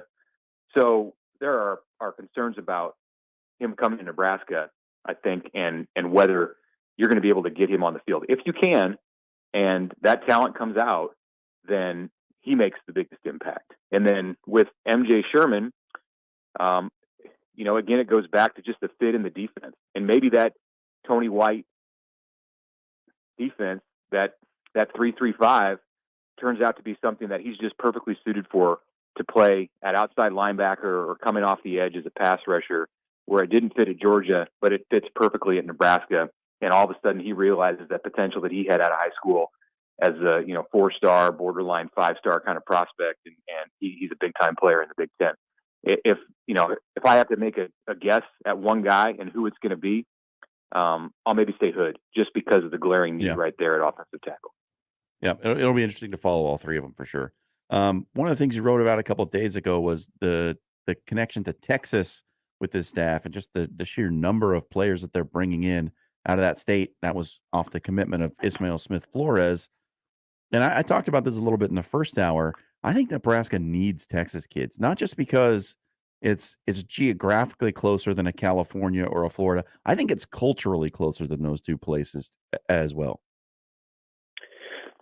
Yeah, and historically, Nebraska has done well with recruits from Texas. I think there's been a better hit rate for Nebraska. Just anecdotally, you can look at it and you can name the players who have come from all of those states. But and there have been great ones from all 3. If you're talking about Texas and Florida and California, and throw Georgia in there, it's a state that has as much talent per capita as any in the country. But Texas is just a natural fit for Nebraska to get players. And Matt Rule with this staff, it's a natural fit for him to go to Texas. He's been a head coach in that state. He's highly respected in the state of Texas.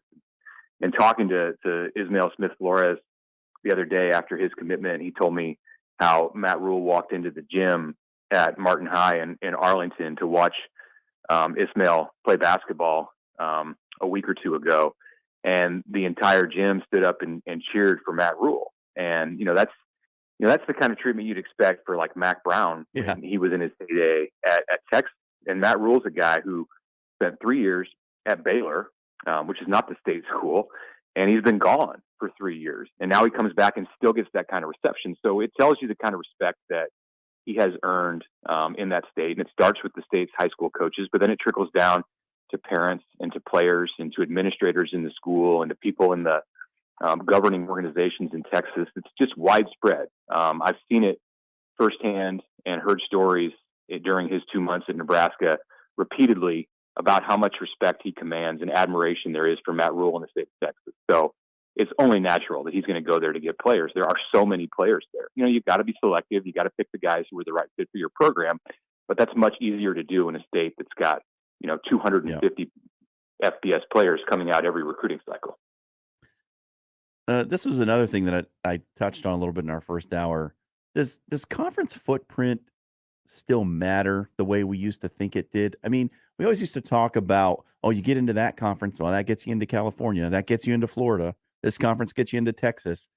It just seems to me that it's less about conference footprint anymore, and it's more about the connections of the staff and where they come from. What do you think? Yeah, I agree. especially now as you see the way the conferences are going, and Nebraska's going to have conference mates in USC and UCLA. I don't think that because of that Nebraska and Matt Rule's staff are going to have an advantage in recruiting California over recruiting Texas. So, that may evolve and develop over the years. Maybe Matt Rule gets another coach or two on his staff with California ties. Right now he's got Tony White, who played at UCLA and coached for a while at San Diego State. So he's going to have connections in California, but he's also from Texas. So just another guy who has connections in the state of Texas. I think it's a shifting thing, and it isn't necessarily. It's in part tied to your geographical footprint as it relates to the conference. I mean, Nebraska is going to have an in the state of Illinois or Indiana more today than it ever did as a member of the Big 12. But there are a lot of other factors, and college football, with the way that it's spread on TV, it's accessible to players all over the country for every conference. It helps Nebraska more to be in the Big Ten, just to be in the Big Ten, recruiting anywhere in the country, than it does, say, connecting the state than it does for the state of Nebraska to be connected, to another part of the country just because it's Nebraska. So the fact that it has that Big Ten logo on the jersey, I think that helps more than anything, with the exception of maybe, as you mentioned, the staff connections that may exist in one state or another. So it's why you'll see Nebraska go to Texas, and it's why you'll see Nebraska spend a lot of time recruiting in Pennsylvania and in parts of the Northeast where the staff also has deep ties. All right, last one for you here, Mitch. You tweeted about Demetrius Bell, the recent commitment that they got out of Nashville at wide receiver. That makes 17 scholarship wide receivers, I believe, is what you put out there. I mean, what is the plan at this position? The plan is to get them on the field in the spring and see what you got. You've got so many different guys who bring different things. You got big receivers, you've got shorter receivers, you've got a ton of speed, you've got experience, you've got guys who are inexperienced, you have guys who are coming back to college after being away for an entire year. In the case of Xavier Betts, he's got things to work on academically to get himself back in a position to be able to play football. He hasn't been in school for the last several months, so you don't just walk back in and say, "All right, I'm here, let's go." He has to do things in the classroom just so he's able to play, and everybody's going to have their own unique situation. So, 17 it's a deceptive number, because you're not walking out there with 17 guys on March 15th who are ready to play against Minnesota in 5 months. Garrett McGuire, 23-year-old receivers coach in his first year in this kind of a position, has his work cut out for him to pare that down. I don't think they're going to be 16 or 17 wide receivers on scholarship when Nebraska opens camp in August. There just can't be, because you have to have that total number below 85. So they have a good problem. They got to figure out who's the best, who's the most prepared to be in the rotation, and then they'll work things from there. I think these things tend to work themselves out. If you come out of spring practice and you're 15th at wide receiver in the pecking order, you're probably looking at the portal, and I don't think they're going to have to be pushed into the portal. I think that for most of the players who end up leaving Nebraska to get this team down to the 85 limit, most of them are going to see that writing on the wall and do it on their own, and you may be in a position where the last 3 or 4 are a little bit more difficult decisions. Mitch Sherman, you can read him on The Athletic. Please do. Fabulous stuff every time out for Mitch. Mitch, thanks for joining us today. Yep. Thanks a lot. Appreciate the time. All right. That was Mitch Sherman of The Athletic. Good talk about recruiting there. And that discussion about the wide receivers is so interesting. You've got 17 scholarship wide receivers. How does that all shake out? Who is going to be the odd one out there? Will it be a name we know, name that we haven't really heard from? Interesting thing to follow. All right, it's 11:45. It's time now for the odd son to read the odd news. And now we've reached the point in the show where Josh Odson reads the peculiar, the bizarre, the comical, The Odd News with Odd Son. Odd News, Odd Son. See what we did there? The Odd News with Odd Son. John, how we doing? Oh, we're doing fine. All right. We're going to start by talking about Kevin Hart's stool. Oh, can't wait. The obvious spot. He is headed back out on the road on his new reality check tour, and promoters everywhere are parsing through his latest rider, which addresses very important requirements in Kevin Hart's dressing room. He needs floss sticks. He needs man-scented candles. Man-scented candles. Yeah. Okay. There's a lot of requests that every room have an ensuite bathroom, which I don't really know what all that's about, but his food requests, his alcohol requests, his lip balm requests. One of the requests people are taking note of is the stool he will sit on stage. Yeah, see, you thought it was something else, didn't you? I was wondering where this was going. Yep. Well, Kevin Hart on his reality check tour, which I believe is coming to Omaha. I'm not sure when, but I could have looked it up, but I'm a mediocre producer. Well, you're dealing with me today, so there you go. The only stool Kevin Hart will sit on is a Winsome brand 29-inch tall, square leg, flat top model, and he's provided the Amazon link within the rider. Oh, the Amazon link is in the rider. Yeah, Wow. yeah. He's done the legwork for them. I mean, if you are going to make a request, it's nice that, hey, if you don't have this particular model on hand, here's where you get it. And you probably got the free shipping. I took a look at the stool. It is the stool every comedian sits on. It's the one. It's the one you're thinking of. Absolutely. The folks at the CHI be like, oh, we have to sign up for Amazon Prime now to get Kevin Hart. That's it. We don't have the Winsome brand. We got the Great Value brand, the Kroger brand. That was the deal breaker. Couldn't get Kevin Hart. We had to sign up for Amazon Prime. Yep. Wasn't in the budget. Didn't have that $150 in the budget. We will be going through the extensive rider of Kevin Hart later on in the top 5. Oh, all right. Yeah. Top 5 Love notes from Kevin Hart's rider. And he's earned it. I just want to say that off the front. Yeah, I'm not making fun of Kevin Hart. It's just fun to look at what celebrities ask for. So the interesting thing about riders, and this is something I've heard from people in the biz, is that most of those, like when you hear about super weird requests, No brown riders, M&Ms. right? They put those in there to make sure that you read it, but that you actually read the whole thing and paid attention to it. Right? Dave Grohl doesn't care what color M&M you give doesn't. him. He just wants to make sure you're doing your job, what he's paying you to do. Yeah. Yeah. So yeah, when you hear about these famous people and their silly requests, like it's a tactic, people. Like I'm sure there are some out there who have these idiosyncrasies that are completely weird, but most of the time the weird request is in there just to make sure that people are reading it and getting what they're asking for. Absolutely. We moved to Philadelphia for the next story. The need for lifeguards is so bad in the city of Philadelphia that swimming no longer a requirement for the job. Oh, you would think. What's the one thing you need to be a lifeguard? Zinc oxide on your nose?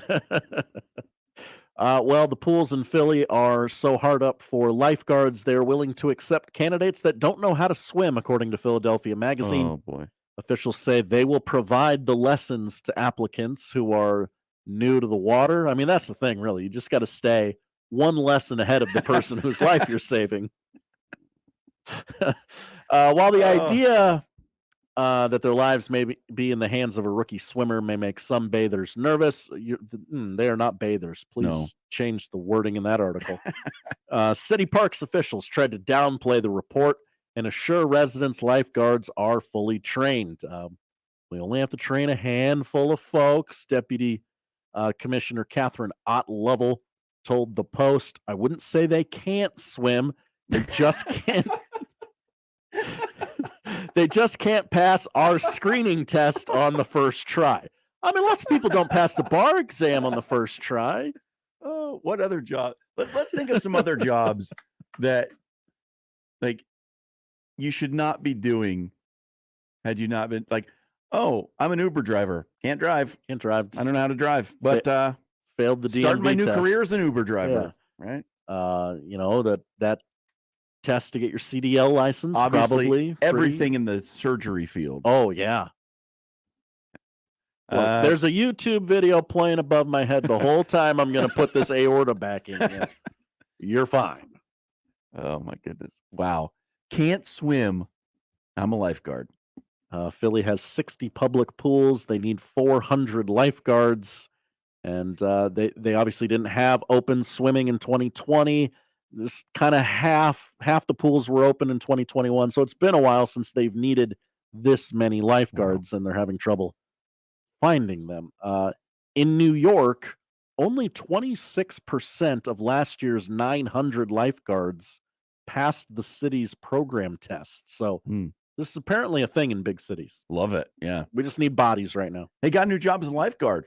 Oh, yeah? You a good swimmer? No, not at all. No. But I look great in that chair. I blow the whistle really well. And finally, you've heard that M&M's has caved to the woke mob. Oh, they did. As they I say. haven't heard about this. Oh, well, they don't have spokespeople at M&M's. They have spokes candies. Spokes candies, yeah. And they were getting too hot. They were showing off their legs. They were wearing high heels. Oh, the one was wearing high heels. Yeah. And none of them wore pants. No. So they have taken those away from your children's eyeballs, very influential eyeballs, and they've replaced that with Maya Rudolph. Okay. Clearly leading towards a Super Bowl commercial of some kind. Yep. It's that time of year. But chalk one up for the anti-woke mob. I don't even know what that means. But A&W Root Beer has also caved to the woke mob. Oh, they did. Their mascot, Rudy the Great Root Bear. Are you familiar with Rudy the Great Root Bear? No, I'm a Barks guy. So. It's got bite. Well, Rudy doesn't wear pants. And A&W has released a statement. A lot of cartoon characters don't. Yeah, it's pretty common trope. And you know what? In fact, animals in general don't wear pants. So just saying. Yeah, your dog wearing pants is the weird one. They're displaying their bits all over town. Absolutely. Well, A&W is weighing in, making fun of M&M's announcement. They have posted a statement saying, America, let's talk. Since 1963, Rudy the Great Root Bear has been our beloved spokesbear.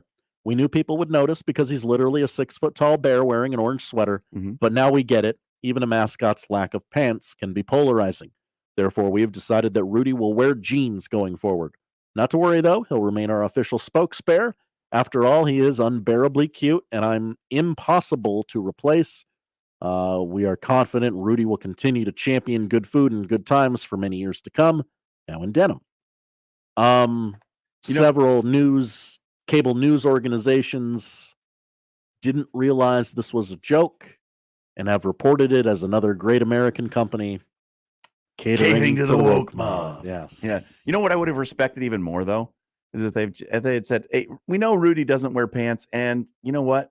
Now that we think about it, he's not going to wear a shirt anymore either. Yeah, just go the other way. Just all fur, baby.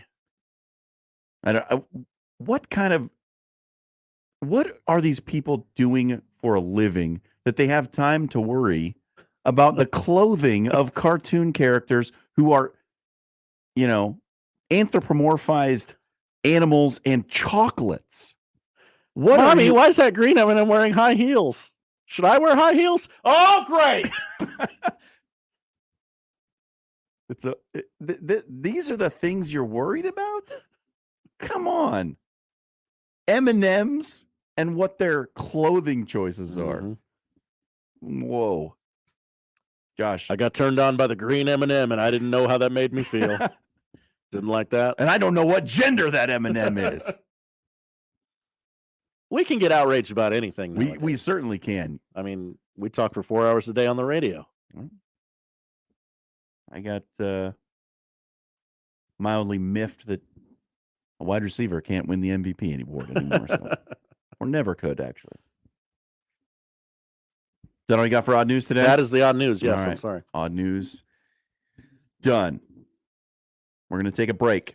We're going to come back, and we will talk about the tweet bag. Do we have questions in the tweet bag? Oh, we I got see a full, couple. We got a full bag. We got a full bag. We got a full bag of tweets in the tweet bag, and I will answer these questions absolutely seriously 100% of the time.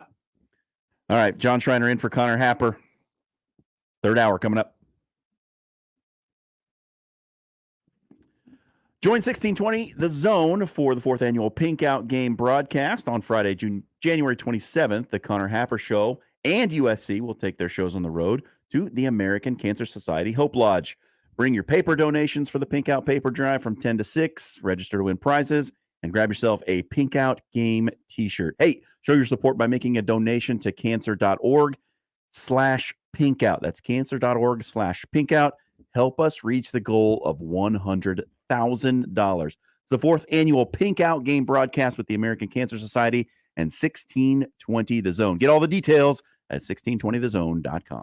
Remember, no matter how you listen, it's still AM radio. 1620 The Zone. Here's this week's Maverick Minute. The red-hot Omaha Maverick hockey team finished their 6-game homestand last Saturday by shutting out the Miami Redhawks 2-0. They hit the road this weekend with a 5-game win streak as they head to Western Michigan. Maverick men's basketball was unable to fend off South Dakota, who beat the Mavs 84-68 last Saturday. The Mavs fall to 3-6 in league action. And that's your Maverick Minute on your home for the Mavs. News Talk 1290, 1180 The Zone, and 1620 The Zone. Hey everyone, Josh and John here for the FanDuel Sportsbook. What a weekend it was, John. We definitely know all of the results that happened in the divisional round of the NFL playoffs, and that's why I'm excited for It is present me talking to past me. Who knows what in the world happened, but bet on this Sunday's conference championship games and win $150 in free bets. Guaranteed. All you got to do, place your first $5 bet and sign up today with our promo code 1620.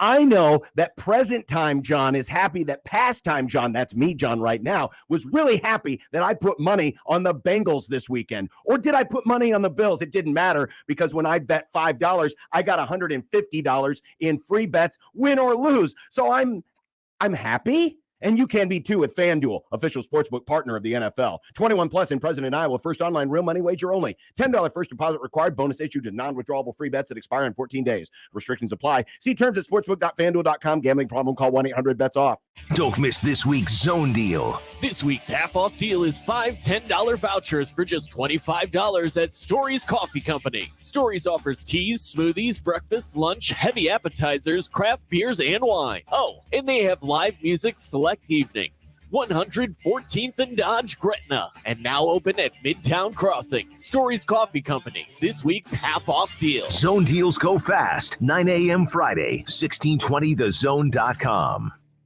Listen to Woodhouse Auto Family Blue Jay Overtime, the Creighton men's basketball postgame show on 1620 The Zone. Live from DJ's Dugout downtown. It's right after every home game, presented by Barry Law. Exclusively on your home for the Creighton Blue Jays. 1620 The Zone.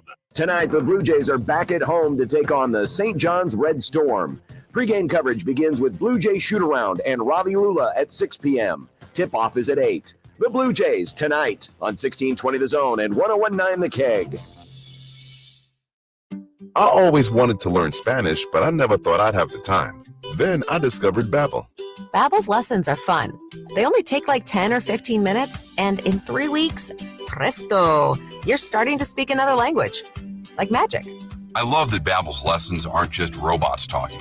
They're voiced by native speakers, so you get the pronunciation just right. And they're designed by real language teachers, so you learn how to have real-world conversations, things you'll actually use. It's incredible. After using Babbel, I'm ready to start having real conversations in French. There's all kinds of ways to learn. Use Babbel's podcasts or games or videos. You can even join live classes with a language teacher. If you want to learn a language, there's no faster, easier, better way than Babbel. Babbel. Babbel. Babbel, évidemment. Go to Babbel.com to try for free. That's Babbel.com. Babbel.com.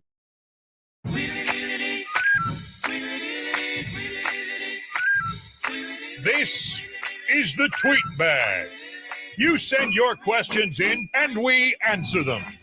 Like no other radio segment ever. It's the Tweet Bag on the Connor Happer Show. All right, everybody, bag up your tweets. Send them to Josh Odson or at Connor Happer. We'll try to answer your questions. As long as they're not dumb questions. I'm kidding. Yeah.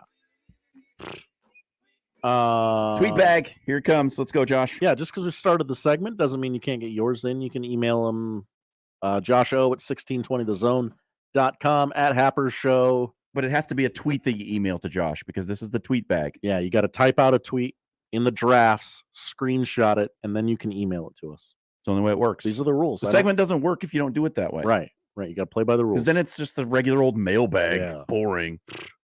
Antiquated. Who uses mail anymore? Or you could, here's what you can do. Print out your tweets, send them to 5011 Capitol Avenue, care of Josh Odson, and we will do your tweets in the tweet mailbag. That would be prize worthy. Something like that. Just the extra effort shows that you want a prize. And I would find a prize for you if we didn't have one. Print the internet and mail it to Josh. We begin with a tweet from Matt, very popular name in the tweet bag. Hello, Matt. If you were Big Ten, in on the bit, I like this. You're listening. That's great. If you were Big Ten commissioner for a day, what would you change? If I were Big Ten commissioner for a day, what would I change? Well, here's what I would change. I would demand that men's basketball games not be on BTN Plus anymore. Because listen to me now, okay? I pay for too many streaming services already. I'm not buying another one. Come on. That allegedly isn't very great. Come on. If I'm Big Ten commissioner for a day, BTN Plus, we aren't putting men's basketball games on there anymore. We will put other sports on there for the diehard fans of, I don't know, rowing, right? We'll put the other non-revenue sport. You can't put, let's be honest, is it fair to put a revenue sport behind a paywall? That's not fair. Seems like you don't want the revenue. I don't. That's me. I'm getting men's basketball games out of BTN Plus. Stamp it, send it. What are you doing? Night games in November? Yeah, that's a good. I mean, that's a thing. It's 2023, right? Could we do that? Feels like you got a NBC partner that might want some primetime games out of you. Everybody's got lights now. Yeah. I mean, it's cold in the daytime too, right. So we're not that worried about people driving home in the snow anymore. No. I mean, kind of antiquated. The globe is on fire, so we're not going to even have snow in the future. Let's just get on it early. That's probably what I would do. All right, good one. But I like yours. I like thinking in non-football terms. Yep. Different Matt tweets in. Hello, Matt. With Valentine's coming up, what is your number one go-to gift besides chocolate? Well, I've been doing it since the first Valentine's I spent with my wife. I go to a store called Francesca's, and I buy her a pair of earrings. She loves the earrings from Francesca's, and I get her earrings and chocolate. Every Valentine's Day, it's always a success. Wow.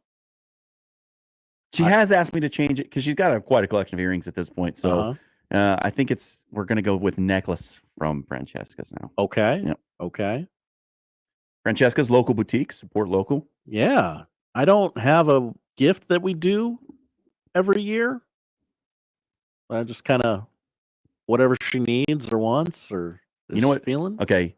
If you're looking for something different, like always anything to do with massage, I've done that. Facial, hair and nails, those always go over well. They do. You can't miss with those. What they sit in her purse for like 6 months, and then in the summer she'll kind of clean it out because it's hot. Oh, look at this. Yep. There you go. And so I'll do the gift card to the spa every once in a while. And then it's like if she's having a bad time at work or something's going wrong, I'm like, hey, why don't this weekend, like, you go to the spa, I'll take care of the boy.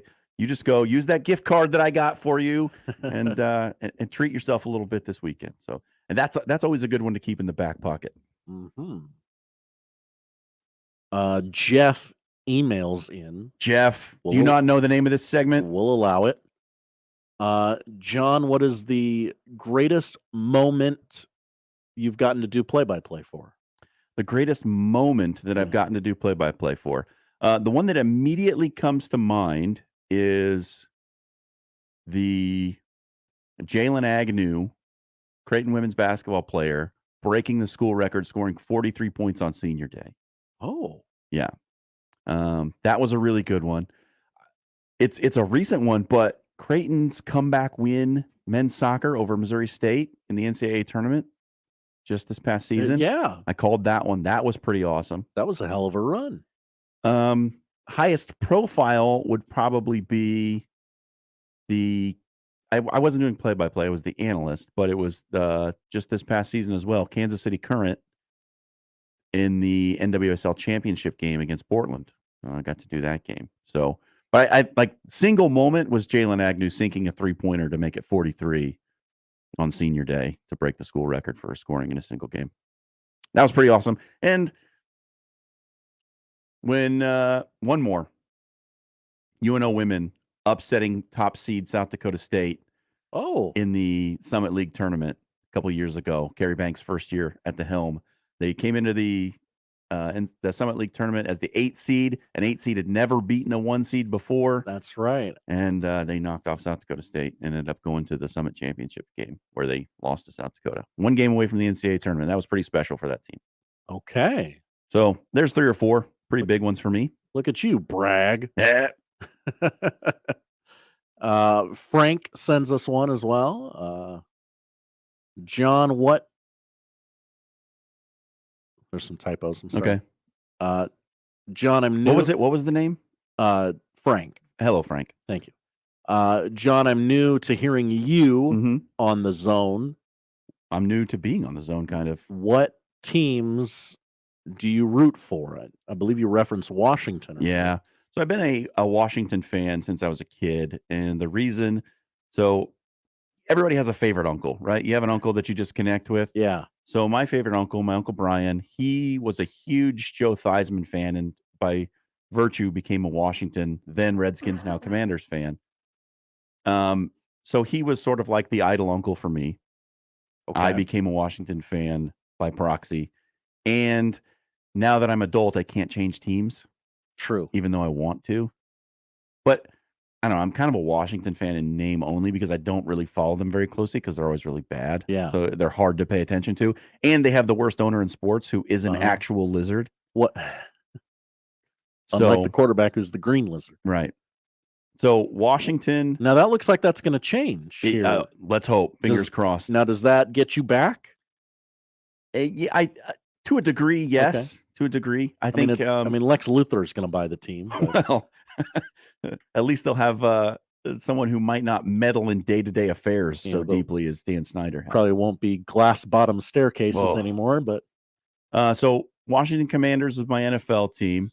Washington Capitals actually are my NHL team, and that is Ovechkin. Yes, love me some Ovi. But back in the early 90s, they had a player who I adored named Peter Bondra because he was a little guy, super fast. It was just so much fun to watch. So that's my NHL team. Chicago Bulls, obviously. I was a kid in the 90s. Who isn't a Bulls fan if you grew up in the 90s? Mm-hmm. And Chicago White Sox in Major League Baseball. So Southside, how'd you come to find them? I was a third baseman. Okay. And at the time when I was a kid, who was like the best third baseman in baseball? Robin Ventura. That's right. Got punched in the head a bunch by Nolan Ryan. I was very sad about it. That is what I think of when I think of Robin Ventura. Yep. So, yeah, I played third base. Ventura. Loved Robin Ventura. Became a White Sox fan. And also, so do you remember Beckett Baseball Card Monthly? Did you ever have Beckett magazines? I do remember it. So in one issue of Beckett when I was a kid, they published all of the addresses for the marketing offices of all the MLB teams. Right. Oh, okay. So I sent letters to all the like, hey, love your team. Would you send me like a autographed picture of this player or that player or this player? Okay. And most of them just responded by sending schedules and general fan like cheap stuff. The White Sox actually sent me like a vinyl window cling. Oh, wow. To put on my bedroom window. So that solidified it for the White Sox. So that was that. And then I'm also a big soccer guy. So I can see the on your hat. Chelsea in the English Premier League. That's my team. Been over to see them play a couple of times. Also relatively new ownership. Yes, Todd Bowley. And it's going poorly. They're in 10th place right now. Christian Pulisic is injured. It's not going well. My Chelsea fandom has taken a big hit this year. So those are my teams. Those are the teams. Oh, I'm also a rugby guy. Oh. I follow South African rugby. And my team is the Sharks, the team from Durban. They used to play in the Super 15, which is a collection of teams from South Africa, New Zealand, and Australia. They've now moved and they play in the Pro Series, which is teams from England, Ireland, and Scotland. Now, why specifically South African rugby? Because So- I think of it as an Australian thing. Australian rules football. Hello, South Africa won the last Rugby World Cup. Oh, there you go. Okay. And this is a Rugby World Cup year. But my wife is South African. So okay. And I played rugby at UNO for the club rugby team. Also played in one tournament for the Omaha Goats. The Omaha Goats. Yeah. Yep. The Greater Omaha Area Touring Side. Oh. Yep. That's pretty clever, actually. Shout out to all my goats out there. Played one tournament with them. Loved the game. Wish I had more time with it. I was a little too old to keep continuing with that sport, but I love it. Love to watch it. And the Sharks are my squad. Well, okay. Look at that. Learning a lot. Tom tweets in. Now, this is controversial because his name is Tom with an H, and you're John without an H. Yeah. Hello, Tom with an H. So, tweet bag. Is it okay to refer to your favorite team as we or us? It is not unless you play for the team. That is You correct. may not use we. We didn't do anything, but the Nebraska Cornhuskers did. Unless you are collecting a check from said team. Yeah, it just sounds awkward. It does. I mean, when little kids do it, it's like, okay, fine, whatever. Yeah. But if you're a grown man and you're saying we in reference to your preferential sports team, no, sorry, you're out. It's quicker. I understand that. I even sometimes do it, and afterwards I'll just go, God. Now, for me, it's interesting because I do the pregame interviews with Carrie Banks, the head coach of women's basketball, and sometimes I'll throw in an us, like, what's this team going to offer us today? Okay. Like, how do we fare against this kind of team? So I think that's a little different because I am collecting a paycheck in that circumstance. But if you're just a fan and you're saying we, I think it's a little bit weird. Just me. Yeah, I agree with you there. It's tough but fair. I'm going to steal this one from John Fanta's tweet bag because I just saw it and I really like it. And Hello, John Fanta's tweet bag. I'm curious what answer you might come up. John Fanta stealing material from the Connor Happer show. But whatever, he gets to be John Fanta. Which Big East basketball team could field the best slow pitch softball team? Ooh, that's a tough one. Slow pitch softball? Yeah, that is the way the question is phrased. Yes. I mean, you got to think that Adama Sanogo is going to be a thumper, right? But it depends on which slow pitch softball rules. Are we playing gunner rules where you can hit as many home runs as you want? Or are we playing, the rec league where you can only hit the ball out of the park 2 times? And after that, it's an out. Well, let me give you John's answer. Okay. And see if maybe that clarifies some things. He said, Greg McDermott could straight up mash softballs at a Sunday beer league near you. Oh, so he's depending on the coach. I didn't even go there. I didn't either. The way the question is worded. Okay. Do you think Patrick Ewing can hit a softball? Because they can't play basketball. Well, Well, they did last night. They did. They broke the streak, right? Congratulations. And they have a snazzy new championship belt. Yeah, I think to commemorate their one Big East win. McDermott looks like slow pitch softball guy. Yeah. He really does. I could see Patrick Ewing being awkwardly coordinated with a baseball bat in his hand. So he's got long muscles, right? So he's going to have a huge, long looping swing. Just one of those where he's like, ugh. It doesn't look like he's swinging very hard, but yeah, the ball just leaves the yard, reaches out and gets it. Yeah. So I don't know. I think if we're talking about players, but you've also got to have fielders too, right? I mean, you're not just hitting dingers the whole game in slow pitch softball. There's going to be some grounders in there. You got to have a solid infield. You want some speed on the base paths. So maybe St. John's, the way they play with that up-tempo style, maybe you could get them in some hit and run situations because there's no stealing in slow pitch. So I'm gonna go with my original answer. I think it's UConn. Okay. I got one more for us here, and then we'll take a break, do whatever it is we need to do. We will close the tweet bag for this week. We'll close the bag. I was firing off a tweet of my own here. So, Chris tweets in, guys, you're stuck on an island. Who's the one sports person and one non-sports person you'd want to be stuck with? Sports person and non-sports person that I would want to be stuck with. I think this is probably it's a much easier question to answer who you don't want to be stuck with. That's a much easier question. But who would I want to be stuck with? Sports person.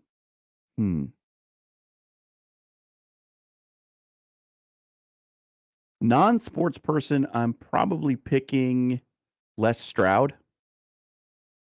You know who Les Stroud is? I don't. Should I? You should. Okay. He had that show, and I think it was on Discovery, where he's like Survivor Man? Survivor Man, yes. Les Stroud.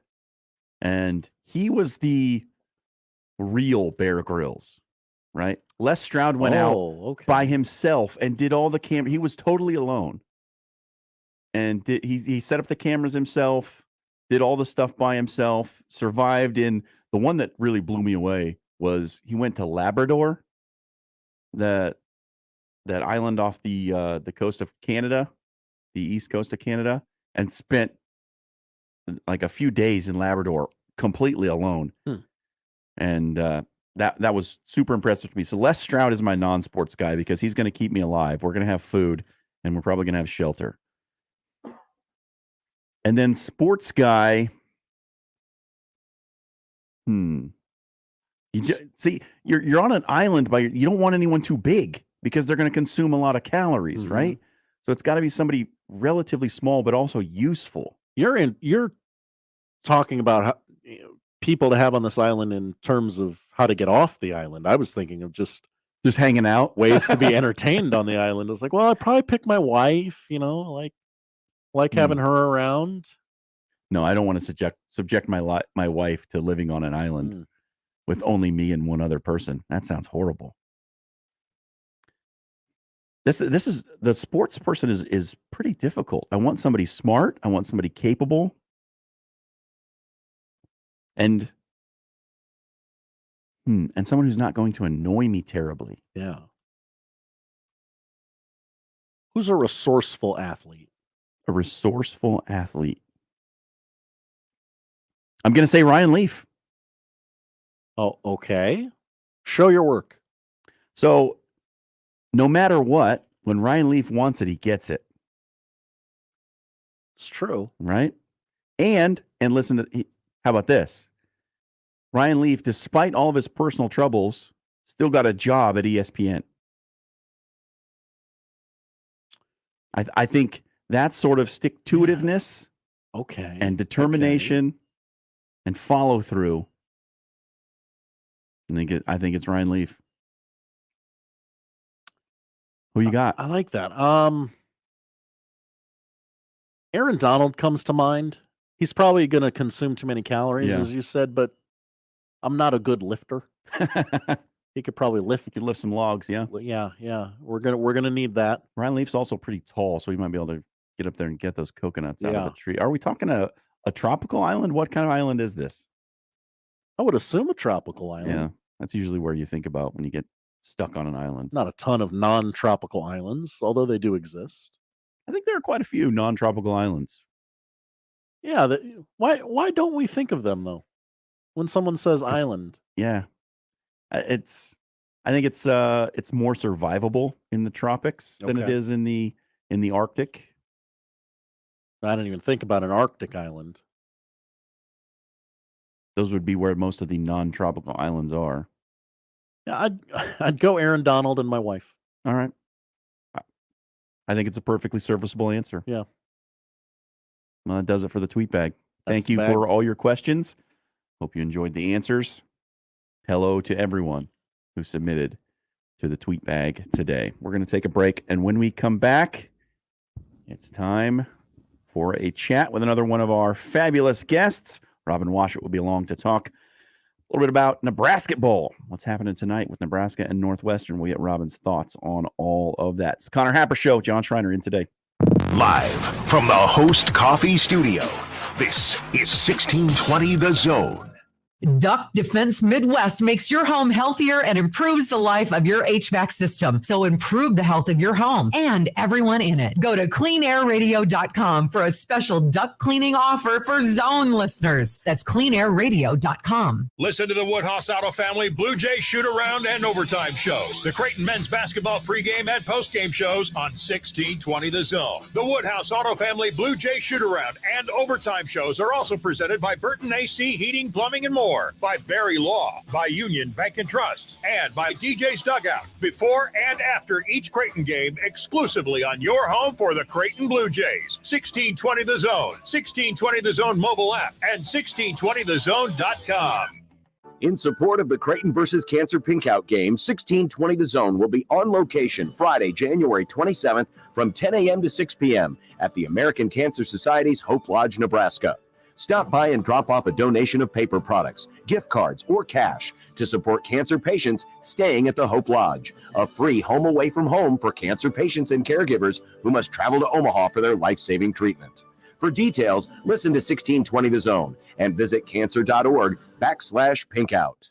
Hi, this is Joe Cordell with the law firm Cordell & Cordell. Divorce can be complicated, especially if children are involved. If you're a father and want to protect your role in your children's lives, remember Cordell & Cordell. We've helped men with matters like these for 30 years, and we'd love to help you. Contact Cordell & Cordell to schedule an appointment with one of our firm's Nebraska or Iowa attorneys, a partner men can count on. 13340 California Street, Suite 200, Omaha, Nebraska, 68154. Online at CordellCordell.com. What does it feel like to file with TaxSlayer and get your guaranteed maximum refund? It feels like the last level of a video game, facing off against the final boss who stands between you and your refund. All your refund is belong to me. Using the power of TaxSlayer like a secret power-up he doesn't see coming. Only the most tax confident can defeat me. Throwing your laptop at his video game face and watching him crumble into a giant pile of shiny coin tax refunds. Oh, not fair. You use TaxSlayer. Save up to 80% when you file with TaxSlayer. Start for free. Looking for a fun business, team building, or meeting idea? Look no further. Golf DJ's Dugout. Try the fun and new golf simulator at DJ's Dugout 10th and Capitol downtown. Great for groups and individuals. Party packages are available, and you know DJ's has a huge selection of delicious appetizers, food, and drinks that your team will love. DJ's amazing media displays are great for business meetings too. Golf DJ's Dugout downtown. For more information, visit djsdugout.com. That's djsdugout.com. Give your business a whole host of options with Host Coffee. The most impressive selection of office coffee, water options, healthy food options, and vending technologies. Host Coffee, serving you since 72. Be a part of the Host Coffee team today. If you'd like to work for a trusted and loyal family-owned company that understands the needs of working families, Host Coffee has your opportunity. Apply at hostcoffee.net. Mark your calendars for the 12th annual Creighton versus Cancer Pinkout game, sponsored by Methodist Hospital and CHI Health. The Blue Jays square off against Xavier at 11:15 a.m. on Saturday, January 28th. The first 16,000 fans in attendance will receive a free commemorative Creighton versus Cancer t-shirt with exclusive Pinkout posters distributed upon exit. Limited tickets remain online at gocreighton.com/tickets. the 12th annual Creighton versus Cancer Pinkout game, proudly sponsored by Methodist Hospital and CHI Health. Finding great candidates to hire can be like, well, trying to find a needle in a haystack. Sure, you can post your job to some job board, but then all you can do is hope the right person comes along, which is why you should try ZipRecruiter for free at ziprecruiter.com/radio. ZipRecruiter doesn't depend on candidates finding you. It finds them for you. Its powerful technology identifies people with the right experience and actively invites them to apply to your job. You get qualified candidates fast. So while other companies might deliver a lot of hay, ZipRecruiter finds you what you're looking for. The needle in the haystack. See why 4 out of 5 employers who post a job in ZipRecruiter get a quality candidate within the first day. ZipRecruiter, the smartest way to hire. And right now, you can try ZipRecruiter for free. That's right, free at ZipRecruiter.com/radio. That's ZipRecruiter.com/radio. ZipRecruiter.com/radio. Tickets for less. Best seats, best prices, no per ticket fees. Ticketsforless.com. KOZN Bellevue, Omaha, Council Bluffs. This is 1620 The Zone.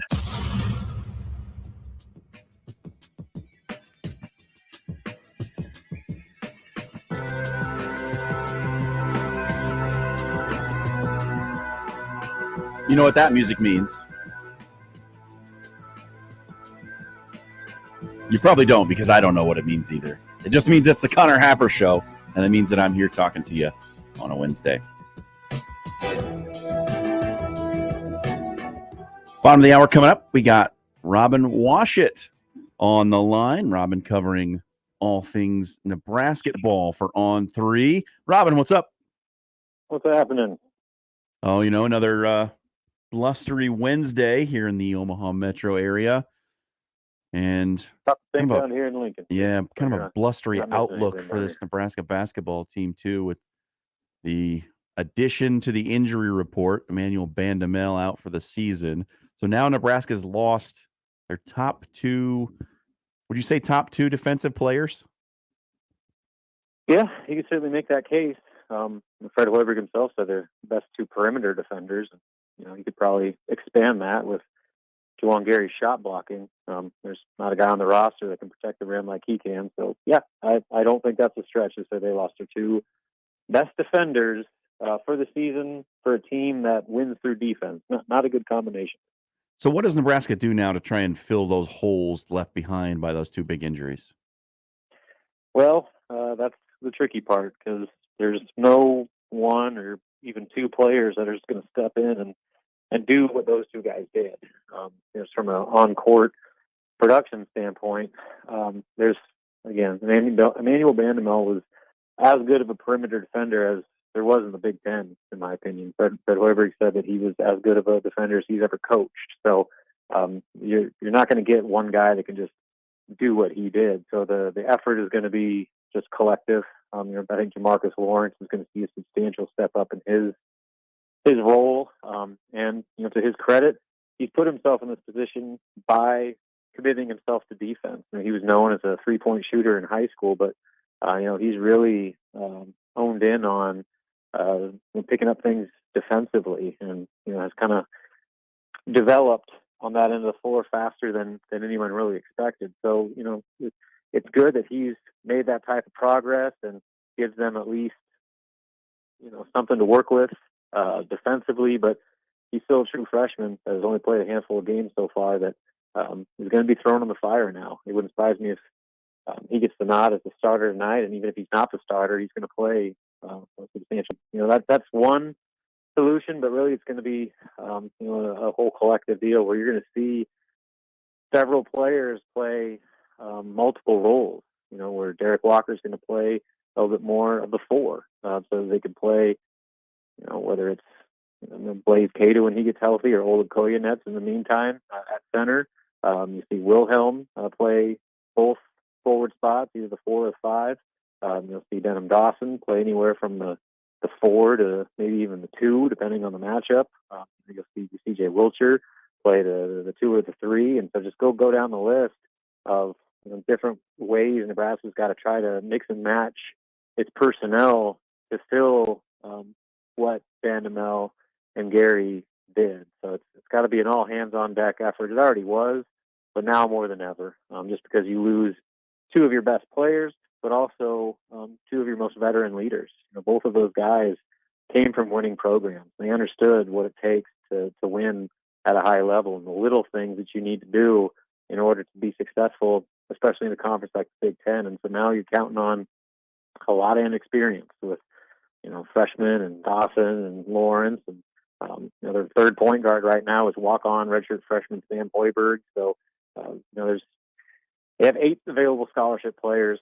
That's less than ideal, especially for a team that was already walking a pretty fine line before these 2 significant injuries happened in the past week. And just another sort of general overall type of question. Do these 2 injuries make it even harder on Trev Alberts evaluating Fred Hoiberg for the end of the season? You can't ignore him. I'm trying to think back of the almost 2 decades that I've been covering Nebraska basketball, and I can't remember a year where not just the number of injuries, but the profile of injuries that we've seen, to where, obviously you have the 2 guys that are out for the season, 2 crushing blows, but your best player, Derek Walker, missed the first 5 games. Your top point guard missed 2 Big Ten road games in Sam Griesel due to injury and illness. You had Blaze Cada, who's supposed to be one of your top options at 5, who I think has played like a total of 12 minutes over the past 6 or 7 games with that high ankle sprain. They lost one of their top point guard reserves in Karan McPherson before the season started. So you just go down the list of all the issues they've had and amount of minutes lost due to injury, illness, or otherwise. It's been pretty remarkable, just the totality of it. So if you're Trev Albert, that certainly, in my opinion, should factor into the discussion here, where Nebraska it hasn't, they're 500 and it's not looking great right now, just considering their roster, but they're also put together, in many people's opinion, a product that has been by far the best since Fred has got here, to where they're a team that you can root for. They've got likable players. They play a brand of basketball that fans can gravitate towards and rally around. And so I would say just the overall product has been significantly better, even though they're still sitting here at 10-10. And again, it's looking like a pretty steep uphill battle over these last 2 months. So, I think it's an interesting discussion where you can say, you know what, I don't care. It's year 4 and you've got 10 wins right now, and I don't know how many more you're going to get. It's time to find someone that can take that next step. Or you can say, look at the progress that has been made from the past 3 years to this year and the complete 180 that they've done philosophically.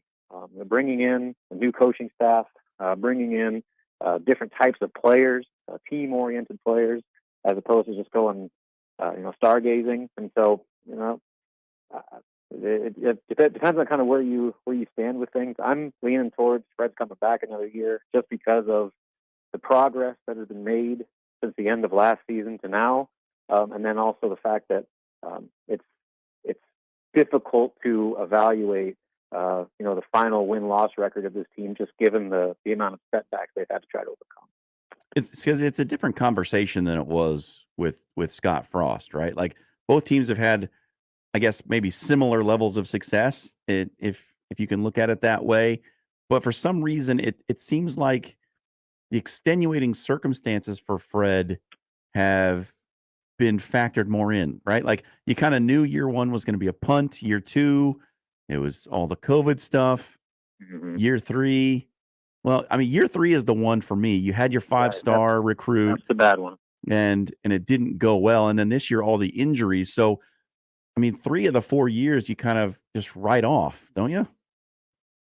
To an extent, yeah. Especially those first 2 years where, year 1, they basically replaced the entire roster, kind of did it on the fly, and it was what it was. But their whole plan was to build around the 3 sit-out guys, Derek Walker, Delano Bent, and Shamil Stevenson. That didn't necessarily go the way they had hoped outside of Walker. And then, obviously the COVID year was a disaster for everyone, Nebraska included. But year 3, that's the one where, if you really want to criticize, like, that was supposed to be the year they took a giant step forward. And in many ways, it was one of their worst years yet. So now you look ahead, they came off that year 3 though and made some pretty wholesale changes to everything that they do, where they became a defensive oriented team. They again brought in a different type of players, guys that aren't just worried about their stats and getting to the NBA. They're worried about playing team basketball. And so, you've seen the results of that, where they have 10 wins and they've got some good ones already. They went to Omaha and they beat Iowa. They nearly beat number 1 ranked Purdue in overtime in a game that, if you watch it, they probably should have won. They beat Ohio State. That's a quad 1 win. So they have 2 quad 1 wins out of the 10 wins. And so that, you have to factor that into the discussion, that there hasn't been like dramatically improved, but there is undeniable progress that's been made compared to the past 3 years. Now, the question you got to ask yourself is it enough? And that's going to be a different answer for every single person. But another thing we haven't even mentioned here is, if you're Trev Alberts, do you really want to drop another $11 million to pay a guy not to coach here after doing it last off season with football? I mean, that's a real thing. It's a steep price. A guy that preaches himself on being financially prudent and good stewards of their budget, dropping another $11 million, especially when you can talk yourself into letting this thing ride out for another year. I think that might be the wild card in all this, to where you can make a case either way, whether Fred's done a good enough job or he hasn't. The money is a big piece to that, and especially coming off all the cost of the football changes. Do you really want to do that again for men's basketball at the University of Nebraska? I personally don't think they will, which I think is going to be the ultimate factor in why Fred comes back for another season. Now, the challenge next season, they lose Griesel, Walker, Vandemel, and you got to basically rebuild your entire core all over again. So we'll see if they can continue to build this thing in the right way. But I do think that in the end, my guess is that Fred gets another chance to try to take this thing another step forward in another year. All right. So moving on to current events. So a couple of weeks ago, you mentioned the win over Ohio State, and after that win, it seemed like there was some positive movement. Like the mood around the program seemed to be heading in a positive direction. Then you lose to Penn State, and now heading into this Northwestern game, it after the injury to Bandamel, it starts to turn negative again. What are your feelings about just the way things look and the way everything feels around the team right now? It's been the story of the season, where every step forward is immediately followed with disappointing loss, where you go down and look every big win or strong performance that I mentioned, the very next game they lost and didn't look good in the process. So that's been the concerning trend with this team, that for every example of progress where you see like what this picture could look like, they immediately fall flat the next time out, and that inconsistency is a big reason why they're sitting there at 10-10 overall, where they probably should have had a couple more wins under their belt had they been able to have a little more consistency. So, now once again, they followed a good win with bad loss, and now they got a home game where Northwestern is the fourth place team in the Big Ten. They're playing pretty good basketball, but Nebraska's only a 2.5 point dog right now against a Northwestern team that just played less than 48 hours ago. So the opportunity is there for them to move the needle up on the EKG one more time, and then once again try to find a way to sustain some success for the first time really this season. So we'll see what they do, but that's really defined this year for as much encouraging signs. They don't last long. That those good vibes are usually followed with a disappointing performance. So it's been up and down all year long, and now the hope is that they can get up again tonight and then find a way to keep that going for another game. Robin Washut joining us here from On 3, talking some Nebraska basketball. They play Northwestern tonight. It kind of feels like this game might be the watershed moment for the season, right? Like it could go one of two ways. It could get real bad, and losing tonight could start that downward spiral, or they could find a way with their two top defenders out against the team that plays really good guard play and get a win, and maybe that starts the momentum. Is that kind of how you're seeing this? Well, again, I mean, it's certainly an opportunity to get some positivity back on your side, but then the question is, can they sustain it? I mean, like one win, they've had a lot of really good wins, or several good wins, but again, they just haven't been able to do anything with that momentum. So yeah, this is another one added to the list where if you have any hope at clinging on to whatever semblance of postseason opportunity you might have, you have to win this. This is a must. Every game like this, especially at home, is a must-win situation. So it's certainly doable. Like, I know Northwestern's playing really good ball. Their backcourt tandem is as good as any in the conference. They're one of the best defensive teams in the country, let alone the Big Ten. But they've got their own issues they're dealing with right now. So where I remember the COVID season, how difficult that was for Nebraska to have those one-day turnarounds where you're playing 2 games in 3 days. That wears on you, especially when you're not used to it. And so now Northwestern, after their 8-day layoff, they grinded out a hard-fought win over Wisconsin. Now have to do it all over again with just a day of preparation on the road against a Nebraska team that's in a must-win situation. So the opportunity's there. If they can get it, then yeah, you can maybe talk yourself into this season still staying alive. But beyond that, if they do get it done tonight, they have to find a way to put together 2 straight quality performances and kind of end this up and down theme that has been frustrating to watch. All right, Robin, you put it out there on your pregame notes for the game tonight. Give us your prediction for the game tonight. What do you think happens and why? Yeah, I mean, like I said, I think that this is a game Nebraska can win. Now, will they? I don't know. I mean, you look at my overall record this year. Against the spread, I'm 500, just like Nebraska is. And I'm like maybe 13-7. 13-7. Like That's what I saw. Yeah, overall. So take my predictions for what they are. But we take them very seriously. I kind of laid out why I think that this is a game Nebraska can and should win, just because this game means everything for them. Northwestern, they're going to be kind of running on fumes a little bit. The fact that it's at home with students in the stands for the first time since the Purdue game. Think about that. This is the first time that students have been on campus for a Nebraska home game since early December. So that can be an X factor there. I know they're giving away like little mini basketball hoops and stuff like that to try to bring the students out. So, the PBA can be a really difficult place to play when Nebraska's dialed in and the fan base is there behind them. I've seen it many times where, they've played well above their expected performance with that home court advantage. So I just think it all kind of lines up for this to be a game that Nebraska has a real chance to win. I got them winning by 2. Again, that's not that big of a stretch since they're only 2.5-point dogs, but this is one of those where, again, if Nebraska truly thinks that it has a chance to make a push for any sort of postseason play, this is an absolute must-win. All right, there you have it. Robin Washut guarantees victory over Northwestern. Absolutely. Take it to the bank. All right, Robin. Thanks so much for joining us here. Yeah, we'll see you. Appreciate you. Enjoy the game. It's Robin Washut from On 3, talking Nebraska basketball. Boy, what a tough spot. You don't want to be Fred Hoiberg in this situation with all the injuries. I think maybe even less you want to be Trev Alberts when you're trying to evaluate this coach and what you're going to do heading into the offseason. Because, as I said, 3 of the 4 seasons under him have just been punts because of outside circumstances.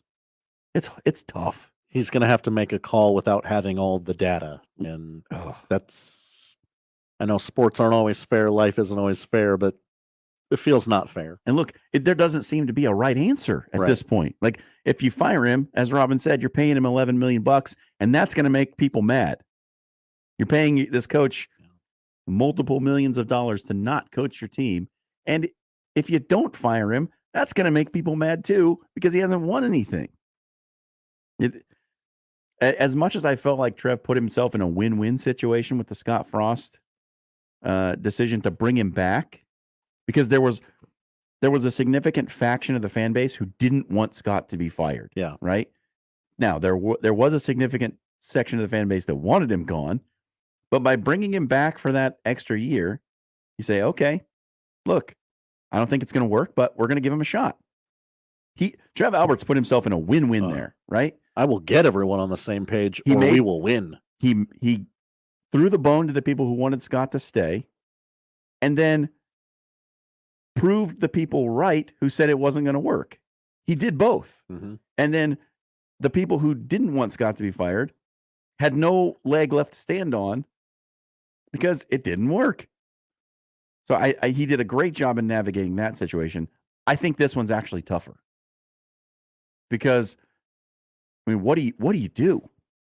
You might see Trev Alberts walking up and down the aisles of PBA with a pen and paper in hand going, what, you want to keep him or fire him? Keep him or fire him? Okay. Now down there, 3 seats down. Fire him? Keep him? Yes? Maybe No? you should enlist your Twitter poll skills, Josh. Maybe you should do that. Yeah. Trev, I know you're listening. You're always listening. Josh will do Twitter polls for you about keeping or firing Fred Hoiberg. If you tell me whether or not there is all sport memorabilia in your house. This is a crusade of mine. Oh, this is a crusade? Yes. Trev Alberts was a spokesman for all sport back in the day. Oh, yes. All sport. Yeah. The Gatorade, not knockoff isn't the right word, but competitor. Like all sport kind of tasted like it had alcohol in it. Well, maybe that was the appeal. Maybe that was just me, but I always felt like all sport. It tasted a little bit like there was booze in there. Well, I've always had the long-standing belief that there's probably a cooler or a poster something in his house somewhere, right? I'm going to call into his radio show. I missed it. Missed my opportunity last night, but yeah, ask him about all sport. All sport. All right. Thanks to Robin Washut for joining us here. We're going to take a break, come back, finish out the hour. And after the top, we will get into some NFL quarterback situation talk. I know you've been waiting for this. I've been teasing it all day. I've got thoughts. I have a theory about what you need at quarterback in the NFL. It's the Connor Happer Show. Jon Schriner sitting in today. 1620 The Zone wants you to win Gary's booty. Whoa, wait, what? Win $100 or more every weekday on Mornings with Sharp and Hanley. Listen during the 6 and 8 o'clock hours for Gary and Nick to give you their stat of the day. Then during the 7 and 9 a.m. hours, listen for the cue to call, know the stat, and win a buttload of cash. Answer it correctly, and Gary's booty gets even bigger. Yep, we'll keep adding $100 to the booty bank till the correct answer is given on air. Win your share of Gary's booty on Mornings with Sharp and Hanley with 1620 The Zone. Your Omaha area forecast from the Godfather's Pizza Weather Center and KETV News Watch 7 on 1620 The Zone. Your Wednesday afternoon forecast will include mostly cloudy skies with temperatures falling from the mid to lower 20s. Northwest winds will make it feel like the single digits. For tonight, partly cloudy conditions, morning low of 10. For your Thursday afternoon, partly cloudy conditions, high of 28. I'm meteorologist Anthony Copeland for KETV News Watch 7. Creighton Sports Update. Creighton men's basketball is back at CHI Health Center on Saturday as they host Xavier in their annual Peek-Out game. Tip-off is set for 11:15. Limited tickets are still available online at gocreighton.com/tickets. That's Creighton versus Xavier on Saturday at 11:15. And that's your Creighton Sports Update. 1620 The Zone proudly supports Creighton Athletics. 1620 The Zone will be on location Friday, January 27th at the American Cancer Society's Hope Lodge, Nebraska. Stop by and drop off a donation of paper products, gift cards, or cash. Listen to 1620 The Zone and visit cancer.org/pinkout.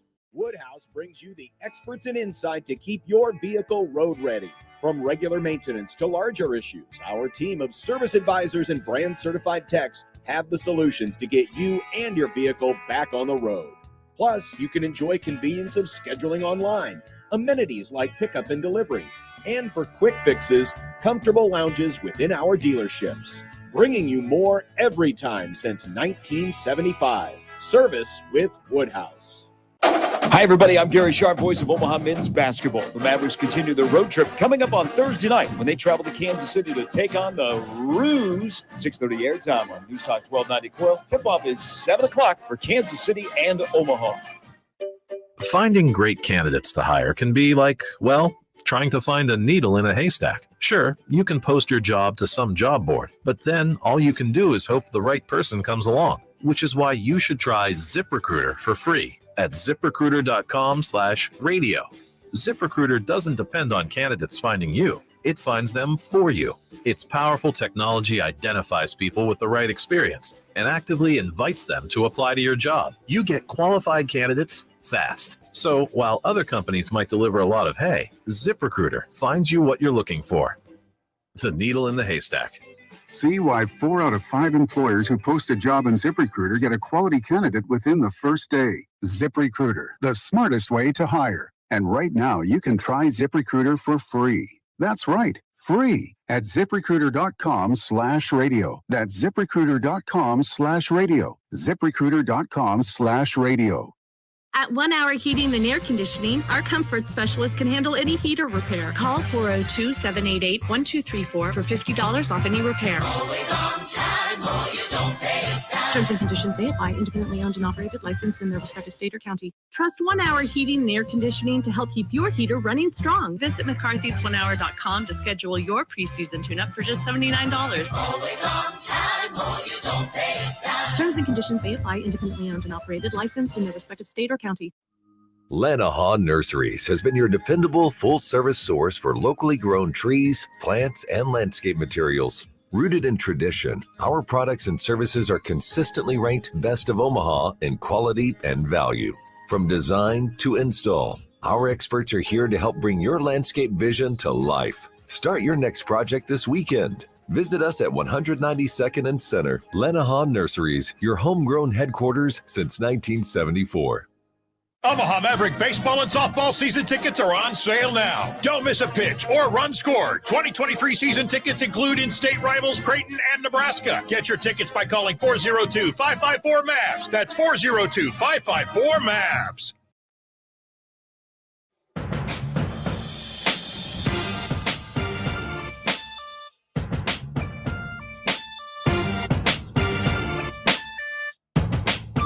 Closing out hour number 3 here on the Connor Happer Show. My name is Jon Schriner. I'm in with you today.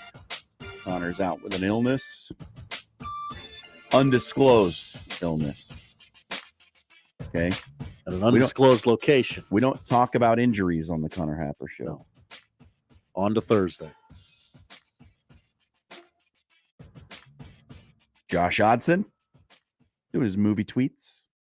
What you were tweeting about something interesting, not in regards to the Oscars, but the other one. Yes, I was tweeting about the Razzies during your conversation with Robin. I'm an excellent multitasker. They nominated a child for an award, and that's not fun. No, you look, okay, you can't nominate kids for worst actress or actor. No, you can't do that. As a voting member of the Razzies. Oh, you are a voting member of the Razzies. I am a voting member of the Razzies. It's not as cool as it sounds. Don't worry. It's very cool.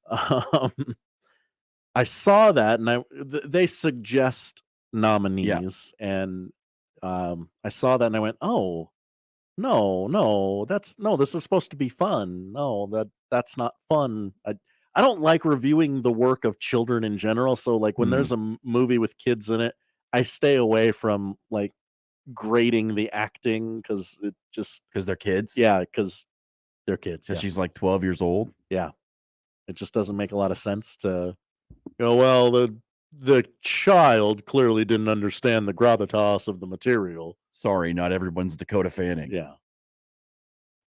I just thought that was an interesting tweet, and I did not. We learned something about you today. A voting member of the Razzies. Did the audience know that? Did everyone? Have you put that out there before? I don't know if I've put it out on the air. I've definitely tweeted it. In the interest of transparency, I tweet out who I nominated. Each year, and I did not nominate that child. The Razzies are fun. They are fun when they use their power for good, I guess. Yep. Sometimes they can get a little in their feelings, and they've had some political years where it's like, okay, sheesh, I get it. Chill, bro. Yeah. Let's talk about Jean-Claude Van Damme or something. Like, nobody wants to win your awards. Yeah. And that sort of led us into a discussion of of Omaha's own Chris Klein, who I believe is a multiple Razzie Award winner. That's pretty impressive. I know. Rollerball got a bunch of them, didn't it? Oh, Rollerball. And he was in that. The remake of Rollerball that came out in right. what, like 99, 2000, somewhere around there? 02. 02. Yeah. Very bad movie. What a cast. Rebecca Romaine, LL Cool J. Rollerball. I'm sure that got worst picture that year. I'm almost positive. Directed by the same guy who directed Die Hard. That's a fall from grace. This is incredible. Although it is beloved, Die Hard is not any sort of signature piece of filmmaking. Mm-hmm. It is a beloved movie, and look, it's fun. It's not a great film. It won several. Yes, worst, Rollerball. Yeah, because it was very bad. There are award shows that compete with the Razzies, apparently. Huh. Did not know that. Which tells you all you need to know about the award shows that compete with the Razzies. Yeah. That you didn't know they existed. Maybe I can be voting members on their boards. Maybe you can be a founding member of a new one. Oh, yeah. How about that? Call it the Oddities. The Oddities. You got it. Gosh, you're so good at this. I'm very good at branding. You are. I also fancy myself as someone who's good at coming up with names for things. Did you name the Gary's Booty Contest? I didn't, but I wish I had. Did you do that? I didn't. No. No. That feels like Gary. That feels like Gary's minor league Gary sports Sharp. background at work there. Yeah. And sure. Listen, I love the Gary's Booty thing. I think it's so great. It's so much fun. And if you're not listening in the morning to Sharp and Hanley to try and get free money, what are you doing with your life? Because it's free money. For regurgitating a stat, something you do in your own daily lives. I can't win because I'm here. Employee adjacent. Yeah. Employee adjacent. It's a good way to put it. But certainly check out Sharp and Hanley in the morning. They're giving away money. And if someone doesn't win the money, you have a chance to win even more money. And you can pinch Gary's booty. And you can tell him I said that. All right. We're going to close out this third hour. A little tease for what's up next. The NFL quarterback situation. I dug deep into this. The numbers, contracts, who's in, who's out. What do you actually need from the quarterback position in this day and age with the NFL? How do you win? Who should you pay? Do you keep or ship? Going to break that down for you. All coming up. Fourth hour of the Connor Happer Show on the way. Jon Schriner sitting in for Connor today. Omaha's most listened to all sports radio station. Again and again and again. 1620 The Zone. The brand new Dollar General Distribution Center in Blair is now hiring. Starting wage is up to $22 per hour with benefits including medical, dental, vision, 401k, and a $2,000 sign-on bonus. Apply today by texting DG Warehouse to 25000 or online at dollargeneral.com/careers. Again, apply today by texting DG Warehouse to 25000 or online at dollargeneral.com/careers. Dollar General can't wait to have you become a team member at their brand new distribution center. Mark your calendars for the 12th annual Creighton versus Cancer Pinkout game, sponsored by Methodist Hospital and CHI Health. The Blue Jays square off against Xavier at 11:15 a.m. on Saturday, January 28th.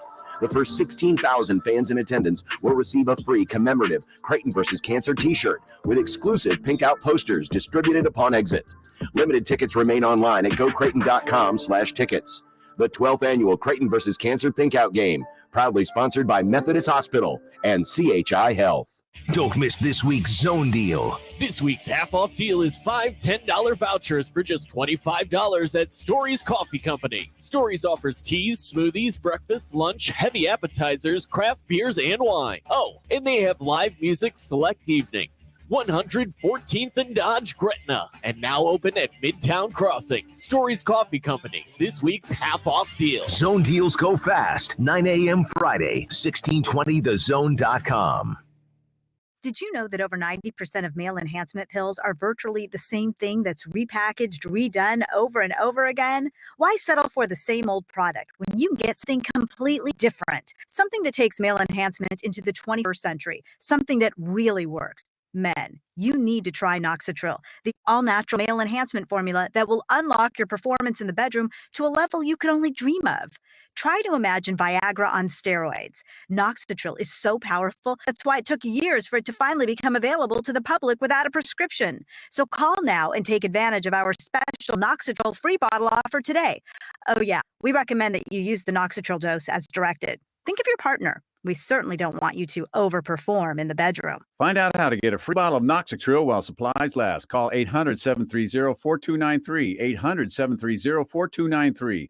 Free bottles for limited time. Call now, 800-730-4293, 800-730-4293. Listen to Woodhouse Auto Family Blue Jay Overtime, the Creighton men's basketball postgame show on 1620 The Zone. Live from DJ's Dugout downtown. It's right after every home game, presented by Barry Law. Exclusively on your home for the Creighton Blue Jays. 1620 The Zone. I always wanted to learn Spanish, but I never thought I'd have the time. Then I discovered Babbel. Babbel's lessons are fun. They only take like 10 or 15 minutes, and in 3 weeks, presto, you're starting to speak another language. Like magic.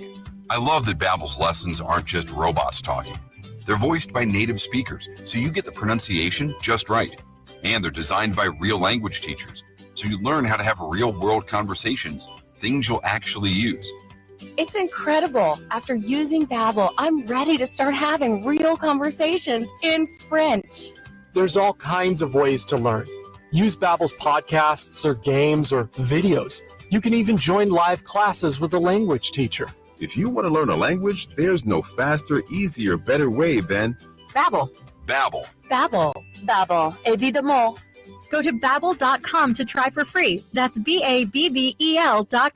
Babbel.com. Omaha Maverick Hockey is top 5 in attendance because of great fan support. And with your help, they've won 6 conference home games in a row and are just 2 points out of first place in the NCHC. Omaha Hockey has 2 home series left this season. Colorado College, February 10th and 11th, and the home season finale and senior weekend against St. Cloud, the #1 team in the nation. Let's pack the Baxter. Get your tickets by calling 402-554-MAVS or by going to omavs.com/tickets.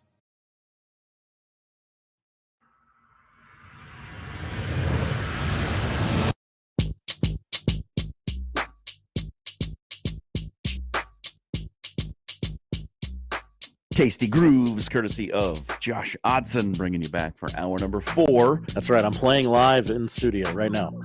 Connor Happer Show. It's a funky bass line you got there, Josh. Jon Schriner, take you right up to 2 o'clock. Josh and John will be in. Are you going to do a crossover? I hope so. Okay. I would like to. Why not? Do you have material prepared? I don't. Okay. No, Nothing. No zany topic. I don't have any zany crossover topics. No. See, I always felt like the crossover was like, so the show is the prepared material. The crossover is the extemporaneous portion of of the evening. Absolutely. Right. That's, you just come what may. You don't want it to feel forced. Right. Yeah. We're not pushing anything on anyone. We show up and we let it fall how it falls. Anyway, quarterbacks in the NFL. This is where my theory that I've had for a while, I finally get to put it out there. I think in this day and age in the NFL, to truly be successful, you need one of 2 things. You need a quarterback on a rookie contract. One. That's the number one way that you're going to have success at this point in the NFL. You need a quarterback on a rookie contract. Or 2, you've got to have one of the 2 best quarterbacks in the league. Outside of that, there's not a lot of evidence that you're going to win a Super Bowl. Doesn't happen. When we look back at the recent history of the Super Bowl, right?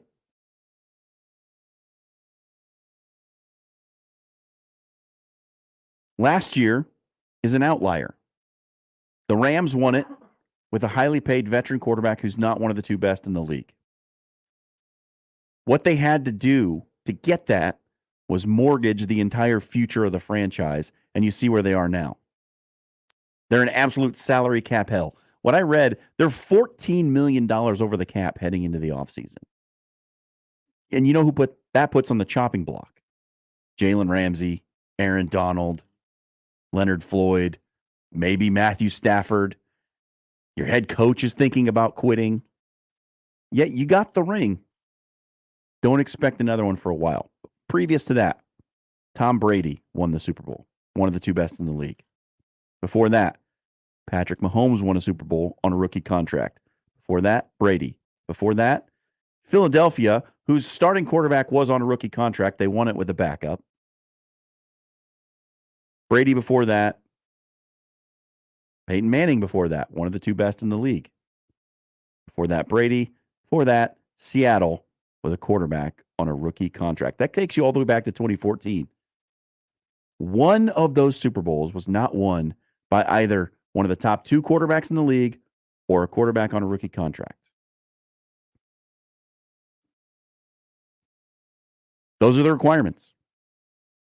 Look at the current playoffs, right? The last four teams in. 3 of them have quarterbacks on rookie deals. Burrow, Hurts, and Purdy. And you say, well, San Francisco, the guy they started the season with is on his rookie deal. Trey Lance.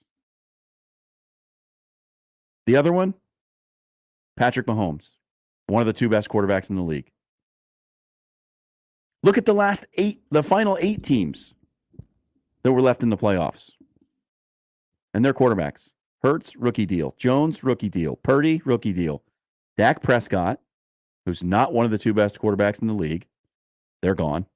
Patrick Mahomes, who is. Trevor Lawrence, rookie deal. Joe Burrow, rookie deal. And Josh Allen, who might be one of the two best quarterbacks in the league. I don't know where you'd rank him. He's no longer on his rookie deal. The evidence currently supports my theory. This is what I'm saying to you. Last 4 teams left in the playoffs. 3 rookie deal quarterbacks, 1 who's elite.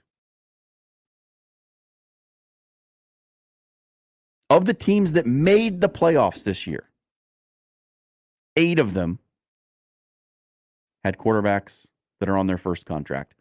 Only 4 had highly paid veterans, and 2 of those were Josh Allen and Patrick Mahomes. The other 2 had veteran quarterbacks who were paying a lower than elite salary.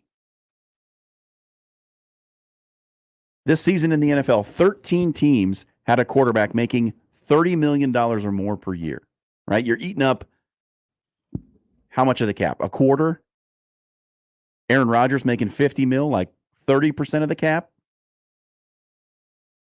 4 of those 13 teams with quarterbacks making over $30 million made the playoffs. Now, there were 12 teams that had a quarterback making less than $10 million per year as their starter. 7 of the 12 made the playoffs. And the 4 highest paid quarterbacks in the league, Rodgers, Wilson, Murray, and Watson. Watson, we give a little bit of a pass. He didn't play the whole season. That's the only thing he gets a pass for. None of those quarterbacks made the postseason this year. Quarterback is the most important position in sports. It absolutely is. I won't dispute that. But the Cowboys aren't winning because Dak Prescott makes too much money. And he's not one of the 2 best quarterbacks in the league. That's wild because you think of all the playmakers they have, and like the pieces are there. He's just not good enough, for lack of a better. And he makes too much money to put even better pieces around him. This is how you win in the NFL now. You have a rookie quarterback with great pieces around him,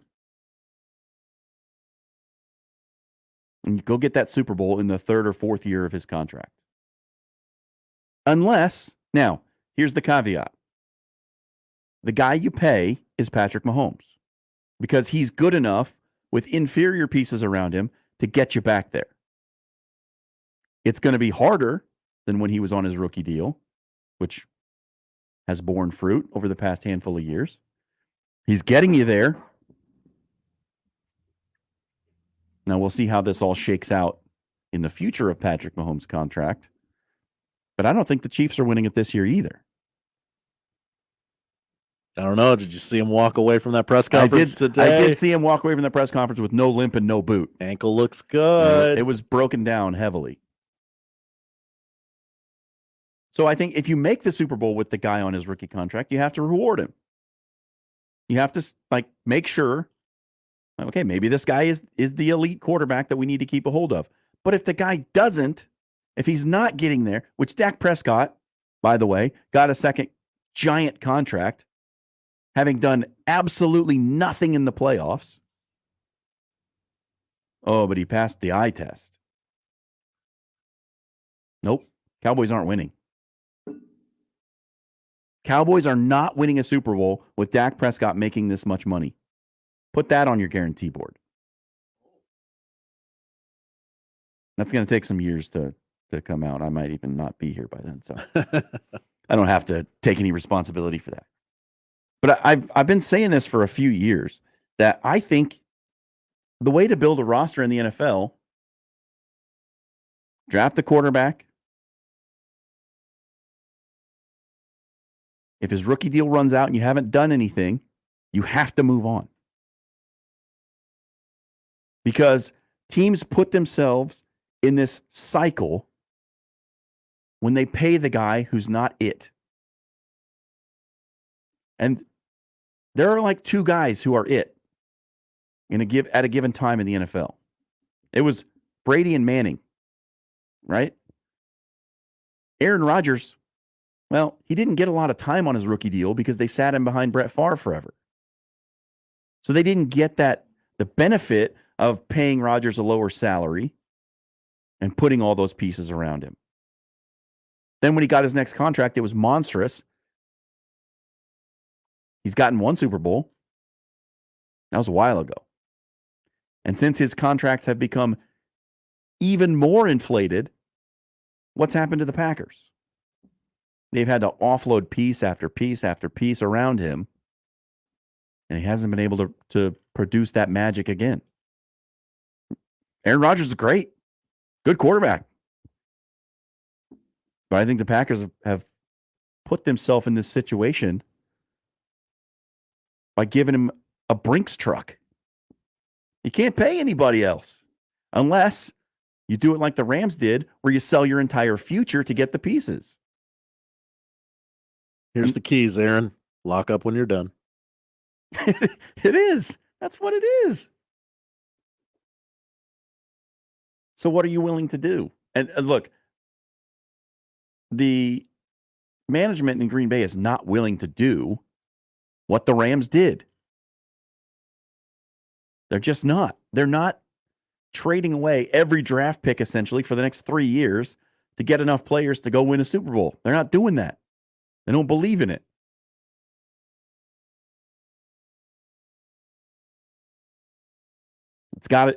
This is how you've got to either have one of the top two guys in the league or you got to have a rookie.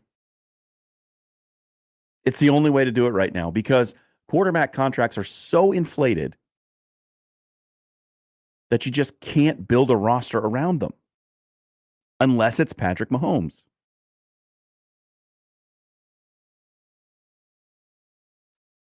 I want to go through some of these numbers and just look.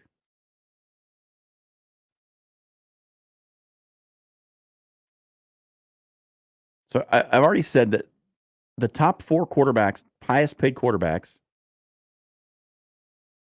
in the league, didn't make the playoffs. There's only one rookie or one quarterback on his rookie deal making over $20 million. Lamar Jackson had his fifth-year option picked up. Now, Lamar Jackson hasn't been good in the playoffs. Hasn't done it. He wants a bag. And he wants it all. Fully guaranteed. That's what we're hearing. And look, Lamar Jackson's won a lot of games for Baltimore. But if Baltimore pays him an exorbitant sum of money, the way the Cardinals did for Kyler Murray, they're going to end up in the same spot. Because Lamar Jackson is not a quarterback who wins the game on his own. He needs pieces. Kyler Murray needs pieces. Lamar Jackson needs pieces. Dak Prescott needs pieces. He's not Patrick Mahomes, not Josh Allen. Even Josh Allen lost this year.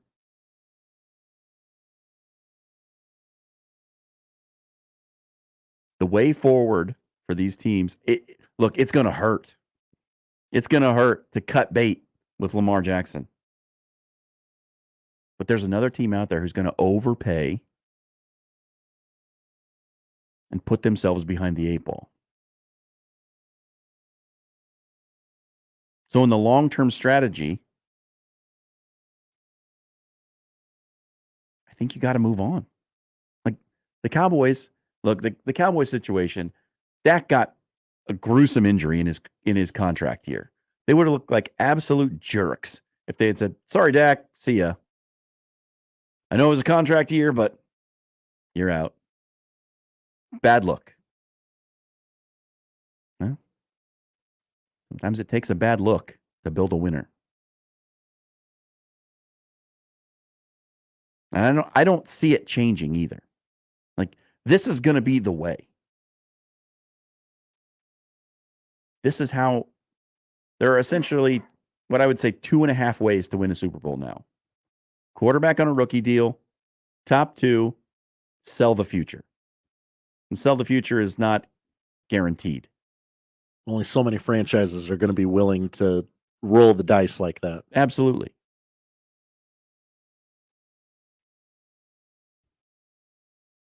Here's why it worked for so long for Tom Brady, because he wasn't commanding an exorbitant sum of money.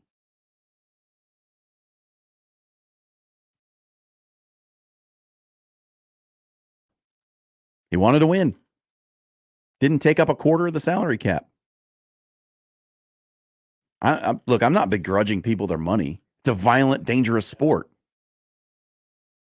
Get paid if you can. Good work if you can find it. But for these teams, look, being a fan is about emotion. Being a fan is about investment in the players on your team. Being an NFL executive, you've got to remove some of that, man. If you want to be a winner, you got to get that out of the way. And it might take a while too, because you're not going to draft the guy who can get you to the Super Bowl on his rookie contract every time. But you can sometimes draft a guy who's pretty good, can bridge the gap. Then you let other teams overpay for that guy. Draft the next one. I think, in my opinion, that's the way to long-term success in the NFL. If you disagree, let me know. I want to hear it. I think, look, finding the right rookie quarterback is the absolute gold standard in the NFL right now. You've got to have it. And Brock Purdy, currently that dude. Was he a scouting miss? Or was it something else? I'll give you the answer after this. Jon Schriner in for Connor Happer. Live from the Host Coffee Studio, this is 1620 The Zone. Email any of our shows anytime into the Equitable Bank inbox. At Equitable, we take banking personally. For me, John at 1620thezone.com. The Equitable Bank inbox from 1620 The Zone. It's the lowest month-to-month rate of the year with no contract and no enrollment fees at Genesis Health Clubs. It won't get any lower than this, and enrollment fees are waived to celebrate 2023.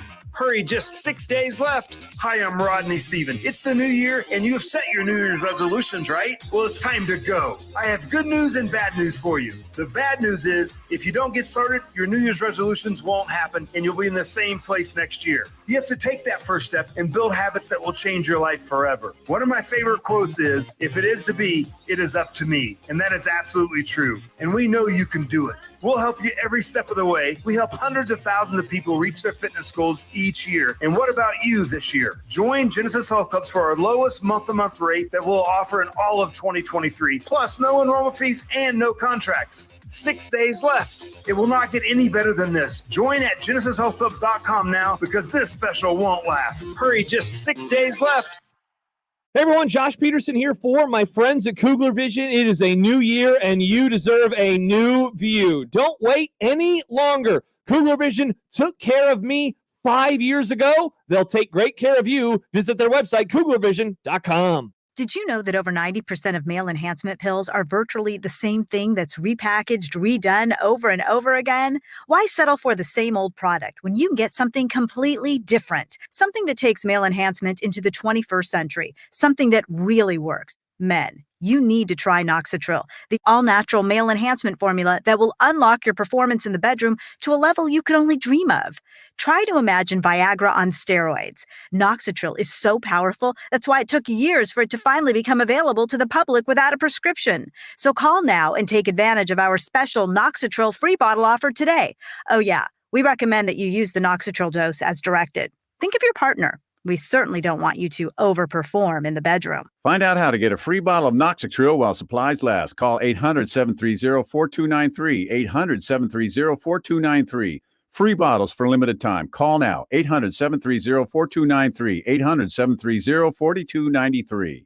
Are you looking for tickets for the next big event? Be sure to check out my friends at ticketsforless.com. They're going to take care of you all of the best seats to the biggest local events, and they've also got great seats to events nationwide. Now, the one thing with ticketsforless.com that I love is they never charge per ticket fees. And you know what? With that, you can save hundreds of dollars over other resale websites. You can lock in a special discount right now when you use the special code THEZONE at checkout at ticketsforless.com. Simply enter the code THEZONE at checkout, and you're going to earn an exclusive listener discount. Memories for Life start at ticketsforless.com. Prescription products require an online consultation with a healthcare provider who will determine if a prescription is appropriate. Restrictions apply. See website for full details and important safety information. Subscription required. Hey guys, did you know there's a generic form of Viagra that works just the same but is 90% cheaper? And you can get it online? Just go to 4hims.com/radio. At Hims, you'll get a free medical consultation, discreet shipping if prescribed, a 100% online process, and trusted generic alternatives to the biggest brands at 90% off. That's right, get generic for Viagra, the same active ingredient as brand name Viagra, but 90% cheaper. It's the same medication you get from your doctor, but with zero copay, no expensive appointments, and no awkward face-to-face conversations. To start your free online visit, you need to go to this exclusive address, 4hims.com/radio. That's 4hims.com/radio for your free online visit. FORHIMS.com/RADIO. Friends, it's John and Josh from the past for the FanDuel Sportsbook. That's right. We have no idea who's playing in the conference championship games this weekend. But the best part is, present day John and Josh know who's playing in the conference championships. And we both know that FanDuel is the place, well, all four of us know that FanDuel is the place to bet. So even though past John might be regretting that bet of the Chiefs-Jags over, I don't have to worry because it's a no-sweat same-game parlay, meaning free bets back if my same-game parlay didn't hit. And John, of course, used the promo code 1620. I just hope that present Josh is as confident in the Cowboys as past Josh was. Either way, it is going to be a long week for yours truly. Sign up with that promo code 1620 and start building your no-sweat same-game parlay today. Promo code 1620. 21 plus and present in Iowa. 3+ legs minimum $1 bet required. Refund issued is non-withdrawable free bets that expire 7 days after receipt. Max bonus $5 unless otherwise specified. Restrictions apply. See terms at sportsbook.fanduel.com. Gambling problem? Call 1-800-BETS-OFF. Tickets for less. Best seats, best prices, no per-ticket fees. Ticketsforless.com. KOZN Bellevue, Omaha, Council Bluffs. This is 1620 The Zone.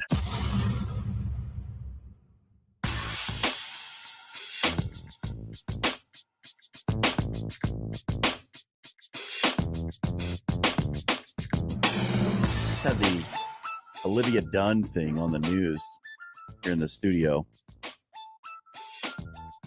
Wild story, that one. She's popular. It's a little creepy. Very creepy. Weird. Olivia Dunn, the LSU gymnast, who's a TikTok influencer as well. They said she's made $2.3 million. NIL deals left and right. Yeah. Well, I could have been a TikTok millionaire, but I refused to download it. So, real missed opportunity by you. Thanks. Jon Schriner here for Connor Happer. We're in the final hour, running you right up to 2 o'clock. John and Josh will be in. Josh Odson, been here with me all day. Thanks, Josh. Thank you, John. Thanks for being here. Appreciate you. Wouldn't miss it for the world. Well, you would if you were sick like Connor. Well, that's not the world. I'm sick and I'm here. Sick in what way, though? Well,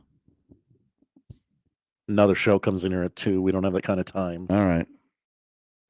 So I mentioned Brock Purdy before we went to break.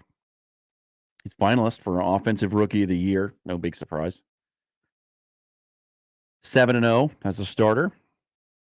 Has the 49ers in the NFC Championship game. Is Brock Purdy just way better than we thought? Seems like it. But there's another aspect to this whole thing that I looked at just because of who his coach was. You remember Matt Campbell? I do remember Matt Campbell, yes. Remember when he was the hot candidate for the Nebraska coaching job? Dodge that bullet, am I right, gang? Then they went 1-8 in the Big 12. So maybe was Brock Purdy actually just way better than we thought, and Iowa State was actually bad? That's the question I asked myself. Maybe he was just like super good, and everyone else at Iowa State wasn't very good, and that's why he looked average. So I said, okay, let's find some numbers, see if we can parse this out. Matt Campbell, in 4 seasons with Brock Purdy as his quarterback, won 61% of the games. They went 31-20. Matt Campbell has also coached 3 seasons without Brock Purdy as his quarterback. How many? He coached 37 games without Brock Purdy. How many of those games do you think he won? Oh, wow. 15. 15 is exactly right. Oh! I want to thank God, my wife. You win Gary's booty. He's 15-22 without Brock Purdy. With Brock Purdy, Matt Campbell never finished lower than 4th in the Big 12. Without Brock Purdy, Matt Campbell's teams have finished tied for 4th, 9th, and 10th. Brock Purdy's way better than we thought. Brock Purdy made Iowa State and Matt Campbell nationally relevant. This was coming. We just couldn't see the forest because of the trees. Iowa State's not very good. Matt Campbell, probably not a great coach. He had a great quarterback.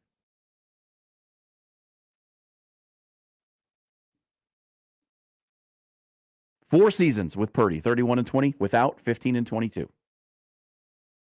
Could it be any more clear? It was all right there in front of our face the whole time. Brock Purdy, pretty good. Huh. The Athletic has a great breakdown of the scouting of Brock Purdy. And they pulled one scouting report from an unnamed NFL team. The only notes on Brock Purdy, no interest. Oof. Yep. And what the article went on to say was basically they have an anonymous NFL executive who's in the scouting department for some NFL team. I'm always dubious about these things. Like, okay, who is it? Just tell me. Which team? Give me a division. Right. A conference, something. But this unnamed NFL executive says that actually, for a player like Brock Purdy, starting a whole bunch of games, having a ton of experience in college, probably hurt him. He's got a lot of tape to review. It's easy to find the things he doesn't do well. They show up. But a guy like Trey Lance, who played like 19 collegiate football games, it's harder to see those things. It's harder to find the warts. But Brock Purdy, he's laid everything out there on tape. You've seen everything he's got to give.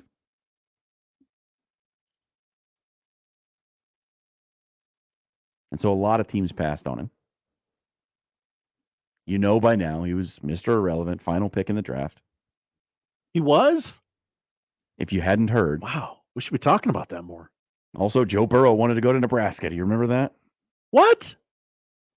Wow. Hey, Stetson Bennett was a walk-on. Don't know if you remember. Trev Alberts eliminated football and wrestling. Yeah. When did he do that? I think Brock Purdy's way better than anyone realized because he played for Iowa State and they weren't actually very good. Maybe Matt Campbell's not as good as we thought either. So without Brock, he's 15-22. We'll see. We'll see when we have an even number of seasons with and without Brock Purdy. That's upcoming for Iowa State this year. It'll be Matt Campbell's 4th season without Purdy. He had 2 seasons before Purdy, and he's had 1 after. And the last one after was not good.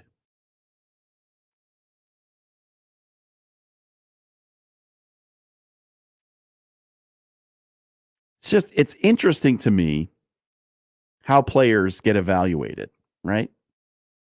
Brock Purdy won a whole bunch of football games at Iowa State where nobody has been able to really. Did a lot of good things. Lifted up a bunch of players around him. He's got small hands, and he can only vertical jump 27 inches. Really? The guy can play football. Tell you that. And look, I've been hammering this for the past few times I've been on with Hanley, with Gary. Measurables are great. Can the dude play the game? What happens when the lights come on and the clock starts and the whistle blows? Can you jump 27 inches? Well, that's not very good, apparently. I don't know what my vert is. Probably sounds good. Probably like 12. Yeah. On a good day. Yeah, I had an old gym coach who used to say, you've got a credit card vertical and not long ways. We had that at Iowa Western. We had a guy getting nominated for Player of the Year awards on a national level, Jackson Filer, and he just wasn't getting any offers from Power Fives. Meanwhile, guys are getting Iowa, Auburn, all those sorts of things, and we just kept asking Coach, why isn't anyone recruiting this kid? And they're like, yeah, they think he's too small. Well, he's got more sacks than anyone in the history of the school. Like, he can clearly get past those big O linemen who couldn't. And just coaches who are getting offers to the big schools. Yeah, coaches are hung up on measurables. Yeah. Yep. So, yeah, the Brock Purdy case is an interesting one. Finalist for Offensive Rookie of the Year, 7-0 in the NFL, drafted last. And then you look at Iowa State and Matt Campbell, who was everybody's favorite. Who wants Matt Campbell now? I mean, probably somebody. Iowa State still wants him, obviously. He won a lot of games there. But it'll be interesting to see in the post-Brock Purdy years, now that we know he can do it at a pretty high level in the bigs. What becomes of that Iowa State program? Where do they go? Where does Matt Campbell go? What happens to him? Or does he use it as a recruiting tool? Does he get another Brock Purdy? Yeah, like, hey, I sent Brock Purdy to the NFL, and he became that. And I can do that for your son, too. We'll find out. But I found it fascinating to look at those numbers and see that what Matt Campbell's record with Brock Purdy and without was, and the big difference there. It's a lot of fun to look at that. All right, we're going to step aside. Come back. Close the show. Josh is going to tell you what you need to turn on your television tonight. And if you don't, there will be consequences. Damn straight. Unknown consequences as yet. We'll decide those tomorrow. It's the Connor Happer Show on 1620 The Zone. Previously on Unsportsmanlike Conduct. None of the 11 offensive players on the NFLPA's All-Pro team were a 5-star recruit, and only one of them, Zach Martin, was a 4-star. Hell yeah, he was. North Carolina, baby. Of the 11 defensive players on the All-Pro team, 7 were 5 stars, 2 were 4 stars, the other 2 were 3 stars, so the average was 4.5. That's nuts. Isn't that crazy? Unsportsmanlike Conduct with John Bishop and Josh Peterson. Weekdays 2 to 6 on 1620 The Zone. Your Omaha area forecast from the Godfather's Pizza Weather Center and KETV News Watch 7 on 1620 The Zone. Your Wednesday afternoon forecast will include mostly cloudy skies with temperatures falling from the mid to lower 20s. Northwest winds will make it feel like the single digits. For tonight, partly cloudy conditions, morning low of 10. For your Thursday afternoon, partly cloudy conditions, high of 28. I'm meteorologist Anthony Copeland for KTV News Watch 7. In support of the Creighton versus Cancer Pinkout game, 1620 The Zone will be on location Friday, January 27th from 10 a.m. to 6 p.m. at the American Cancer Society's Hope Lodge, Nebraska. Stop by and drop off a donation of paper products, gift cards, or cash to support cancer patients staying at the Hope Lodge, a free home away from home for cancer patients and caregivers who must travel to Omaha for their life-saving treatment. For details, listen to 1620 The Zone and visit cancer.org/pinkout.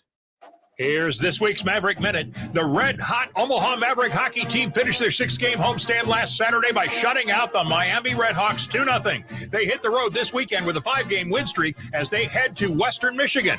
Maverick men's basketball was unable to fend off South Dakota, who beat the Mavs 84-68 last Saturday. The Mavs fall to 3-6 in league action. And that's your Maverick Minute on your home for the Mavs. News Talk 1290, 1180 The Zone, and 1620 The Zone.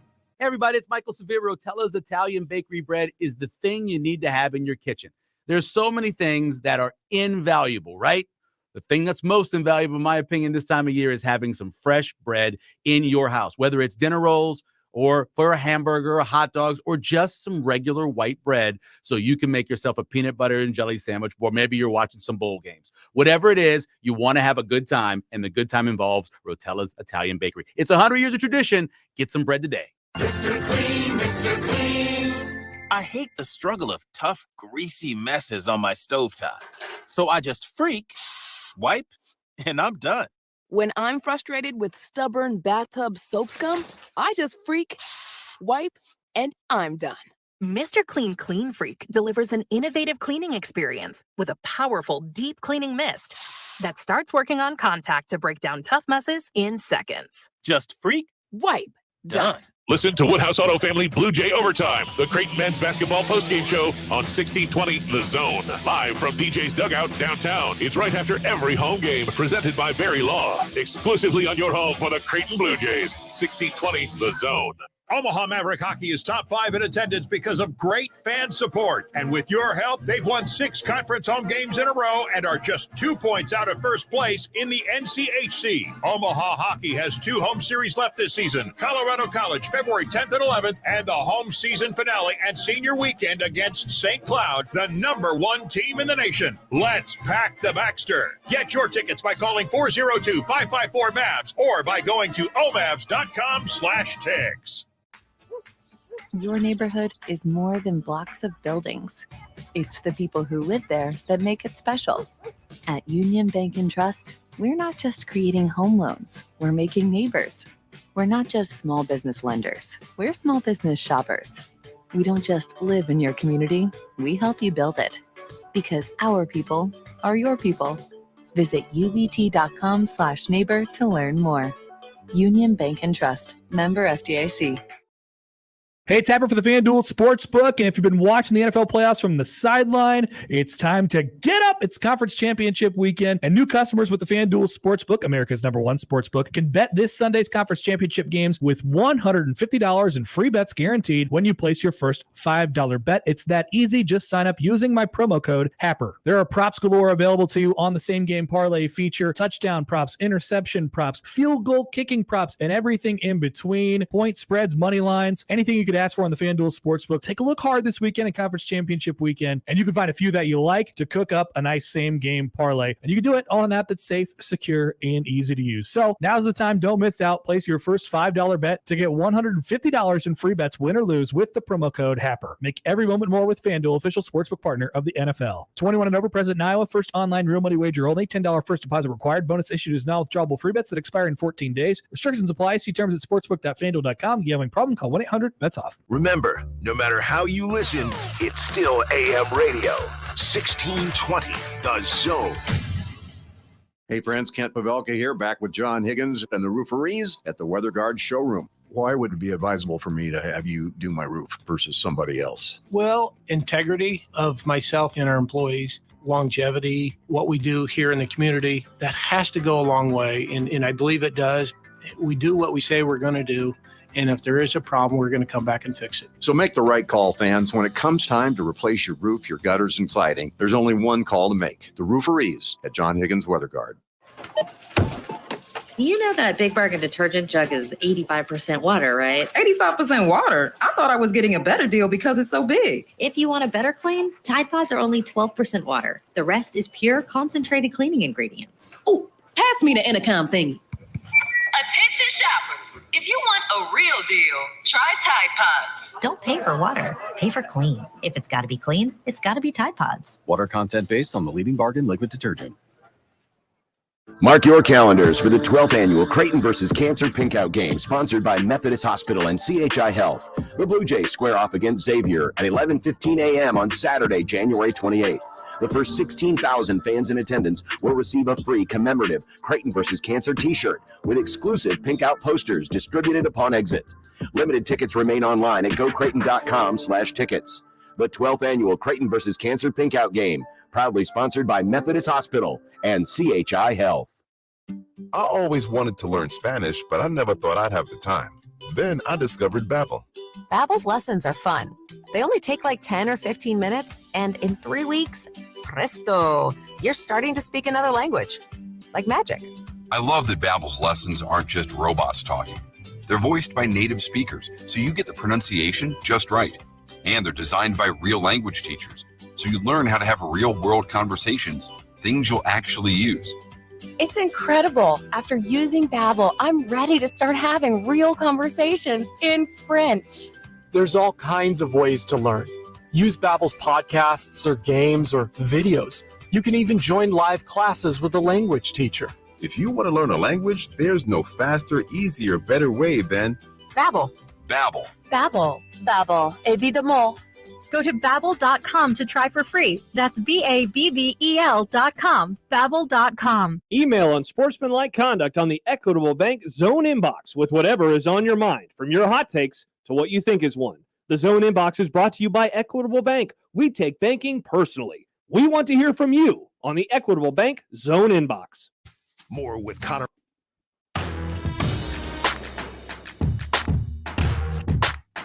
All right, I'm triggered. What happened? What happened? Who hurt you? Recorded Josh Peterson just told everyone to email his show. We're still on for 15 minutes, Josh. Yeah.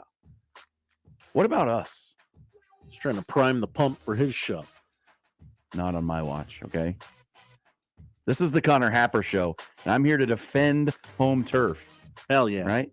I might be the backup quarterback, but I'm in this game. You're our Brock Purdy. No, I'm not as good as Brock Purdy. I'm way worse at my job than Brock Purdy is at his. So it's 1:45, Josh, and you know what the schedule says. Yep. Schedule says it's time for you to tell us what to watch. I will tell you what to watch. I will first update some poll questions. All right, update the poll questions. We had one from yesterday's crossover. It is by far the most voted on poll we've had this year. Whoa. How many suits do you own? I voted on this poll, by the way. Okay. Then you know the choices were 0, 1 to 2, 3 to 4, or 5+. I'm going to bet you're a 5+ guy. I'm not. You're not? I'm not a 5+ guy. 3 to 4? Yep. Okay. A lot of different combinations. I have a lot of dress shirts. Okay. And a lot of ties. With the number of events you do, I assumed the number would be high. Yeah, you'd be surprised, though, because about the only time I wear a suit anymore is when I'm doing basketball on TV. Like for soccer, we wear polos. For high school football, we wear polos. I used to wear a suit for Omaha women's basketball, but after COVID, all the coaches got super cash. Yeah. So I just go like button up with a sweater over top and a tie. Like, I don't wear the jacket anymore. I don't even wear slacks. I wear my my comfy stretchy chinos. Okay. So it's chill mode. I wear a suit. I used to wear a suit to a lot of games, and it's maybe 3 or 4 now. I like that. Yep. You're comfortable. 50% of the audience said 1 to 2. Okay, because 0 was leading there for a while. Yeah. Which is very surprising to me. Very. I mean, everybody's got 1, right? I've got 2 jackets. Mm-hmm. So I guess I would be 1 to 2. Yeah. I've got a couple options. Come to think of it, I don't know if one of them has buttons anymore. Might have popped one. Hey, we've all been there. Yeah. And one poll question during the show today: have you ever considered writing your autobiography? Oh, that was a good one. 85% of the audience said no. Wow, that's surprising. Really, just us vain media folks.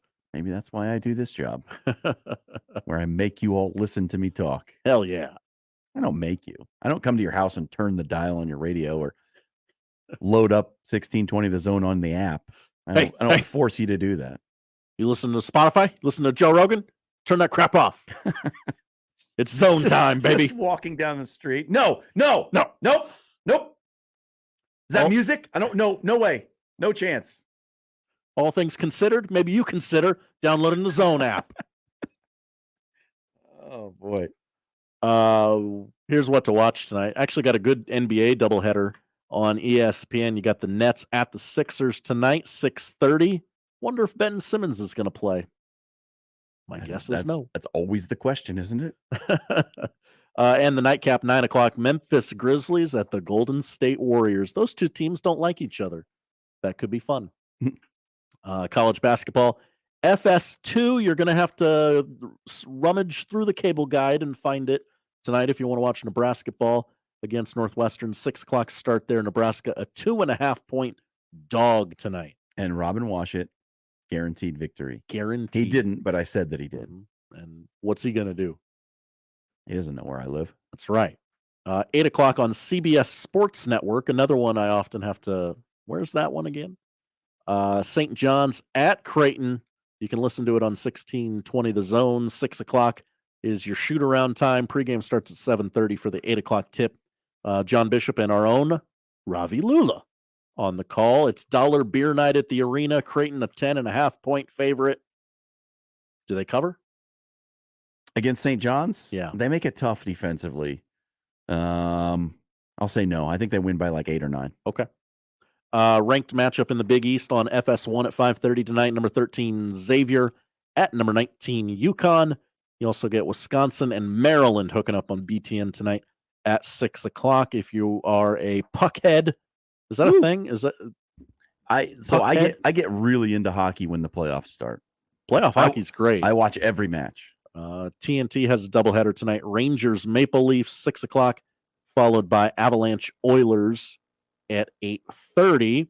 Non-sports things on TV tonight, 7 o'clock on Fox. Name That Tune. You're familiar with I'm familiar. the game show Name That Tune? They brought it back for what, the 4th or 5th time now? Yeah. It is a sports-themed edition of the classic game show tonight. UFC fighter Tyrone Woodley against Tiki Barber. I got Tiki. Okay. And Tara Lipinski versus old friend Johnny Weir. I was going to say Johnny knows more music. That's where my head's at as well. A couple movie recommendations for you before we get out of here. Turner Classic Movies, 9 o'clock tonight. Duel. It's starring Dennis Hopper, directed by a young Steven Spielberg. A business commuter is pursued and terrorized by the malevolent driver of a massive tractor trailer. Oh, Spielberg with a murder thriller. Yeah, this wasn't what you would call the Spielberg wheelhouse. I will tell you that I've never heard of that movie. Yes, it's definitely, when you're young, you don't have a lot of choices. Yeah. That's what Steven did. And finally, on FXM, it's the FX Movie Network. How many channels does FX have? All of them, I think. It's too many. 7 o'clock tonight, Unstoppable, starring Denzel Washington, the world's greatest actor, and Chris Pine. Gauntlet thrown down. Yeah. Directed by Tony Scott, who did Top Gun and Man on Fire. He is also Ridley's brother. Okay. Yeah. Ridley. Yeah. With an unmanned, half-mile-long freight train barreling toward a city, a veteran engineer and a young conductor race against the clock to prevent a catastrophe.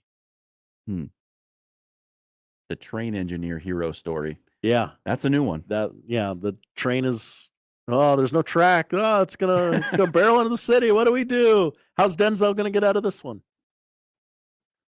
And that's what to watch tonight. Why don't we just clear the track and let the train blast on through the city?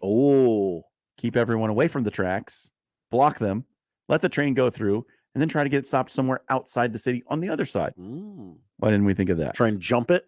Yeah. It's like in Speed when they jump Yeah. the bus. Yep. Hey, have you been following The Last of Us? Have you watched that? I have not started it yet. Yeah. Have you? I never played the game, and it sounds like that doesn't matter. It doesn't matter, but I will tell you, having played the game, they are following the game so closely. I've seen like side by side, like, hey, this is a cut scene from the video game, and it's identical, which is incredibly impressive. Oh, I watched both episodes that are out last night. I hadn't been meaning to, but first one's like 90 minutes, right? Yeah, it is 90 minutes. I started it like on my lunch break yesterday. Took a little lunch break, watched a little bit of it, watched some more of it last night. But yeah, it's good if you like the game, or even if you didn't. I think it's if you're into that sort of post-apocalyptic terror, it's good. Well, The Walking Dead just ended, so we need a new post-apocalyptic show. Yeah. Did you stay with it all the way to the end? No. After about season 3, season 4, I went, this is the same every year. I'm checking myself out. I think I made it through like 4.5. Okay. And then I'm done. I was kind of like, we start the season by going to a place we think is safe. Halfway through, we realize it is not safe. And by the end of the season, we escape to a new place that we think is safe. I'm tired of this formula. It got pretty formulaic. You're right. It absolutely did. Pedro doesn't miss, though. Oh, no. Pedro's good in everything. Mandalorian. Yes. Pedro Pascal. Yeah. And Narcos. he played my favorite character from the books in the Game of Thrones series. He was the Red Viper. He was in that, wasn't he? Is that what they call you, the Red Viper? That's not what they call me, though I wish they would. Yeah. Well, I'll make it happen. I've never had a nickname that stuck, really. Okay. There's one person in the world, my best friend from high school. He started calling me Shrine Dog when we were in like junior high. He still calls me that to this day. That's such a high school nickname. Yeah, he's the only person who calls me that still. And anything else has just never stuck. I mean, what do you do with Jon Schriner? Jon Schriner. Where do you go nicknames there? There's none. Don't try. There aren't any. No, I can't really think of any. Nope, there's nothing. Yeah. There aren't any. I'm sorry for you. We'll try and make Red Viper stick. Red Viper. The Red Viper. Red Viper hosting the show tomorrow. Red Viper pulling double duty. But honestly, if anyone on this show is going to have the nickname Red Viper, it's Connor. Well, yeah. Right? Like, I can't be the Red Viper on the Connor Happer show when Connor Happer is in the name of the show. We'll call him the Butcher because he's got that meat slicer at home. He does have the meat slicer, yes. Mm-hmm. The Butcher. Does he live in Bellevue by chance? Because the Butcher of Bellevue would be perfect. That's a great nickname. Yeah. There's got to be a Connor, you're moving to Bellevue. Yeah, like a high school wrestler or something we can call that. The Butcher of Bellevue. Also, that quarterback, they got a quarterback down there. Danny Kalin, who has been receiving visits from a number of this week. Power 5 schools are in to shop for his services. You getting any learning done at school this week with all these guys visiting? How does that work? That's interesting. No, he's not. Okay. Yes, of course he is. Now, Danny Kalin, hot commodity right now. I think like Missouri was in. Yeah. And the head man, Eli Drinkwitz, was in. Not some quarterback's coach or low level guy. Top dog. I think it was Mike Sauter was tweeting out all the visitors. Somebody, I saw a tweet today. Somebody had the list and it was quite extensive. There were like about 6 Power 5 schools this week alone. Matt Rule went to Millard North today. Here you go. In to visit Bellevue West today. PJ Fleck was in. Okay. And let's see. And those are all. Yeah, Fleck is visiting West Side and Bellevue West today. PJ Fleck, don't like this. Thirsty for a Nebraska recruit, bro. He wants one so bad. He needs that. He wants that feather in his cap because he knows we don't like him. Yep. A lot of folks in to see Nebraska kids. Caleb Pyfrom, the great O lineman,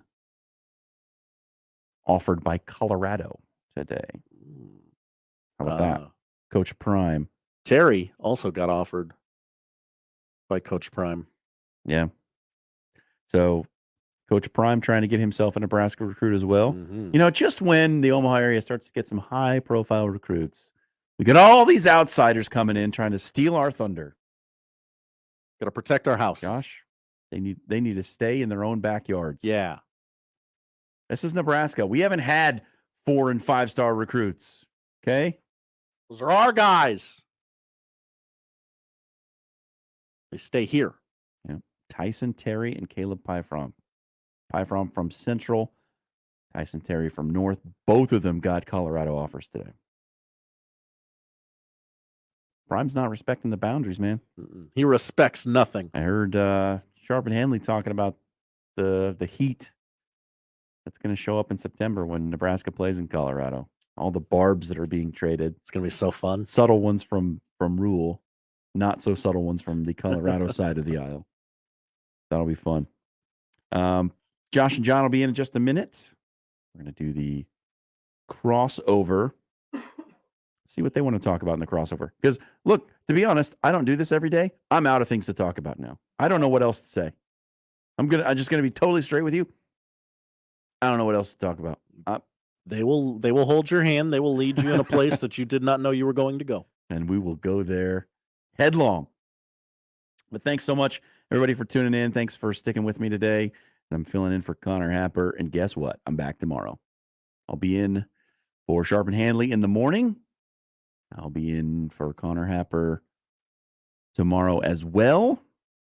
And then you get to hear me do Omaha women's basketball tomorrow night on 1180. So long day for your boy tomorrow, but thanks for joining today here on the Connor Happer Show. Thanks to Josh Odson for guiding me through on this Wednesday. Crossover's next. Live from the Host Coffee Studio.